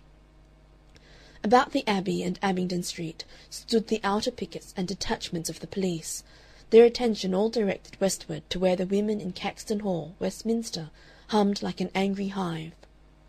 Squads reached to the very portal of that centre of disturbance, and through all these defences and into Old Palace Yard, into the very vitals of the defenders' position, lumbered the unsuspected vans. They travelled past the few idle sightseers who had braved the uninviting evening to see what the suffragettes might be doing. They pulled up unchallenged within 30 yards of those coveted portals. And then they disgorged. Were I a painter of subject pictures, I would exhaust all my skill in proportion and perspective and atmosphere upon the august seat of empire. I would present it grey and dignified and immense and respectable beyond any mere verbal description. And then, in vivid black and very small, I would put in those valiantly impertinent vans, squatting at the base of its altitudes and pouring out a swift, straggling rush of ominous little black objects, minute figures of determined women at war with the universe. Ann Veronica was in their very forefront. In an instant the expectant calm of Westminster was ended, and the very speaker in the chair blenched at the sound of the policemen's whistles. The bolder members in the House left their places to go lobbyward, grinning. Others pulled hats over their noses, cowered in their seats, and feigned that all was right with the world. In Old Palace Yard everybody ran. They either ran to see or ran for shelter. Even 2 Cabinet Ministers took to their heels, grinning insincerely. At the opening of the van doors and the emergence into the fresh air, Ann Veronica's doubt and depression gave place to the wildest exhilaration. That same adventurousness that had already buoyed her through crises that would have overwhelmed any normally feminine girl with shame and horror now became uppermost again. Before her was a great Gothic portal. Through that she had to go. Past her shot the little old lady in the bonnet, running incredibly fast, but otherwise still alertly respectable, and she was making a strange threatening sound as she ran, such as one would use in driving ducks out of a garden. Brrr! And pawing with black-gloved hands. The policemen were closing in from the sides to intervene. The little old lady struck like a projectile upon the resounding chest of the foremost of these, and then Ann Veronica had got past and was ascending the steps. Then, most horribly, she was clasped about the waist from behind and lifted from the ground. At that a new element poured into her excitement, an element of wild disgust and terror. She had never experienced anything so disagreeable in her life as the sense of being held helplessly off her feet. She screamed involuntarily. She had never in her life screamed before. And then she began to wriggle and fight like a frightened animal against the men who were holding her. The affair passed at one leap from a spree to a nightmare of violence and disgust. Her hair got loose, her hat came over one eye, and she had no arm free to replace it. She felt she must suffocate if these men did not put her down, and for a time they would not put her down. Then, with an indescribable relief, her feet were on the pavement, and she was being urged along by 2 policemen, who were gripping her wrists in an irresistible, expert manner. She was writhing to get her hands loose, and found herself gasping with passionate violence, "It's damnable! Damnable!" to the manifest disgust of the fatherly policeman on her right. Then they had released her arms and were trying to push her away. "You be off, missy," said the fatherly policeman. "This ain't no place for you." He pushed her a dozen yards along the greasy pavement with flat, well-trained hands that there seemed to be no opposing. Before her stretched blank spaces, dotted with running people coming toward her, and below them railings and a statue. She almost submitted to this ending of her adventure, but at the word home she turned again. "I won't go home," she said. "I won't." And she evaded the clutch of the fatherly policeman and tried to thrust herself past him in the direction of that big portal. "Steady on!" he cried. A diversion was created by the violent struggles of the little old lady. She seemed to be endowed with superhuman strength. A knot of 3 policemen in conflict with her staggered toward Ann Veronica's attendants and distracted their attention. "I will be arrested! I won't go home!" the little old lady was screaming over and over again. They put her down, and she leapt at them. She smote her helmet to the ground. "You'll have to take her!" shouted an inspector on horseback, and she echoed his cry, "You'll have to take me!" They seized upon her and lifted her, and she screamed. Ann Veronica became violently excited at the sight. "You cowards!" said Ann Veronica. "Put her down!" and tore herself from a detaining hand and battered with her fists upon the big red ear and blue shoulder of the policeman who held the little old lady. So Ann Veronica also was arrested. And then came the vile experience of being forced and borne along the street to the police station. Whatever anticipation Ann Veronica had formed of this vanished in the reality. Presently she was going through a swaying, noisy crowd, whose faces grinned and stared pitilessly in the light of the electric standards. "Go it, miss!" cried one. "Kick out at 'em!" Though, indeed, she went now with Christian meekness, resenting only the thrusting policeman's hands. Several people in the crowd seemed to be fighting. Insulting cries became frequent and various, but for the most part she could not understand what was said. "He'll mind the baby now!" was one of the night's inspirations, and very frequent. A lean young man in spectacles pursued her for some time, crying, "Courage! Courage!" Somebody threw a dab of mud at her, and some of it got down her neck. Immeasurable disgust possessed her. She felt draggled and insulted beyond redemption. She could not hide her face. She attempted, by a sheer act of will, to end the scene, to will herself out of it anywhere. She had a horrible glimpse of the once nice little old lady being also borne stationward, still faintly battling and very muddy, one lock of greyish hair straggling over her neck, her face scared, white, but triumphant. Her bonnet dropped off and was trampled into the gutter. A little Cockney recovered it and made ridiculous attempts to get to her and replace it. "You must arrest me!" she gasped breathlessly, insisting insanely on a point already carried. "You shall!" The police station at the end seemed to Ann Veronica like a refuge from unnameable disgraces. She hesitated about her name, and, being prompted, gave it at last as Ann Veronica Smith, 107A, Chancery Lane. Indignation carried her through that night, that men and the world could so entreat her. The arrested women were herded in a passage of the Panton Street police station that opened upon a cell too unclean for occupation, and most of them spent the night standing. Hot coffee and cakes were sent in to them in the morning by some intelligent sympathizer, or she would have starved all day. Submission to the inevitable carried her through the circumstances of her appearance before the magistrate. He was no doubt doing his best to express the attitude of society toward these wearily heroic defendants, but he seemed to be merely rude and unfair to Ann Veronica. He was not, it seemed, the proper stipendiary at all, and there had been some demur to his jurisdiction that ruffled him. He resented being regarded as irregular. He felt he was human wisdom prudentially interpolated. "You silly women," he said over and over again throughout the hearing, plucking at his blotting-pad with busy hands.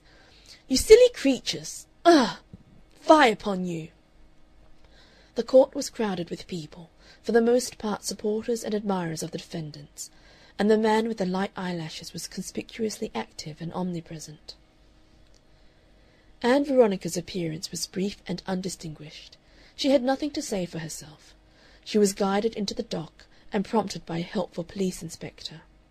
She was aware of the body of the court, of clerks seated at a black table littered with papers, of policemen standing about stiffly with expressions of conscious integrity, and a murmuring background of the heads and shoulders of spectators close behind her. On a high chair behind the raised counter the stipendiary substitute regarded her malevolently over his glasses. A disagreeable young man with red hair and a loose mouth, seated at the reporter's table, was only too manifestly sketching her. She was interested by the swearing of the witnesses. The kissing of the book struck her as particularly odd. And then the policemen gave their evidence in staccato jerks and stereotyped phrases. "Have you anything to ask the witness?" asked the helpful inspector. The ribald demons that infested the back of Ann Veronica's mind urged various facetious interrogations upon her, as, for example, where the witness had acquired his prose style. She controlled herself and answered meekly, "No." "Well, Ann Veronica Smith," the magistrate remarked when the case was all before him, "you're a good-looking, strong, respectable gal, and it's a pity you silly young women can't find something better to do with your exuberance. 22! Can't imagine what your parents can be thinking about to let you get into these scrapes." Ann Veronica's mind was filled with confused, unutterable replies. "You are persuaded to come and take part in these outrageous proceedings. Many of you, I am convinced, have no idea whatever of their nature. I don't suppose you could tell me even the derivation of suffrage if I asked you. No, not even the derivation. But the fashion's been set, and in it you must be." The men at the reporters' table lifted their eyebrows, smiled faintly, and leaned back to watch how she took her scolding. One with the appearance of a bold little gnome yawned agonizingly. They had got all this down already. They heard the substance of it now for the 14th time. The stipendiary would have done it all very differently.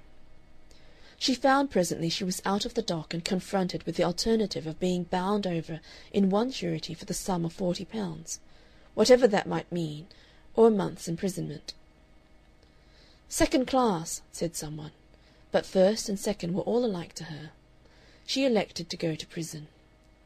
At last, after a long rumbling journey in a stuffy windowless van, she reached Canongate Prison, for Holloway had its quota already. It was bad luck to go to Canongate. Prison was beastly.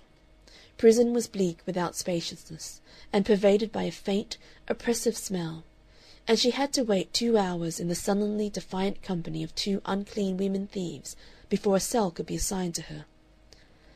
Its dreariness, like the filthiness of the police cell, was a discovery for her. She had imagined that prisons were white-tiled places reeking of lime-wash and immaculately sanitary. Instead, they appeared to be at the hygienic level of tramps' lodging-houses. She was bathed in turbid water that had already been used. She was not allowed to bathe herself. Another prisoner, with a privileged manner, washed her. Conscientious objectors to that process are not permitted, she found, at Canongate. Her hair was washed for her also. Then they dressed her in a dirty dress of coarse serge and a cap, and took away her own clothes. The dress came to her only too manifestly unwashed from its former wearer. Even the underlinen they gave her seemed unclean. Horrible memories of things seen beneath the microscope of the baser forms of life crawled across her mind and set her shuddering with imagined irritations. She sat on the edge of the bed. The wardress was too busy with the flood of arrivals that day to discover that she had it down, and her skin was shivering from the contact of these garments. She surveyed accommodation that seemed at first merely austere, and became more and more manifestly inadequate as the moments fled by. She meditated profoundly through several enormous cold hours on all that had happened and all that she had done since the swirl of the suffrage movement had submerged her personal affairs. Very slowly emerging out of a phase of stupefaction, these personal affairs and her personal problem resumed possession of her mind. She had imagined she had drowned them altogether. End of chapter 10.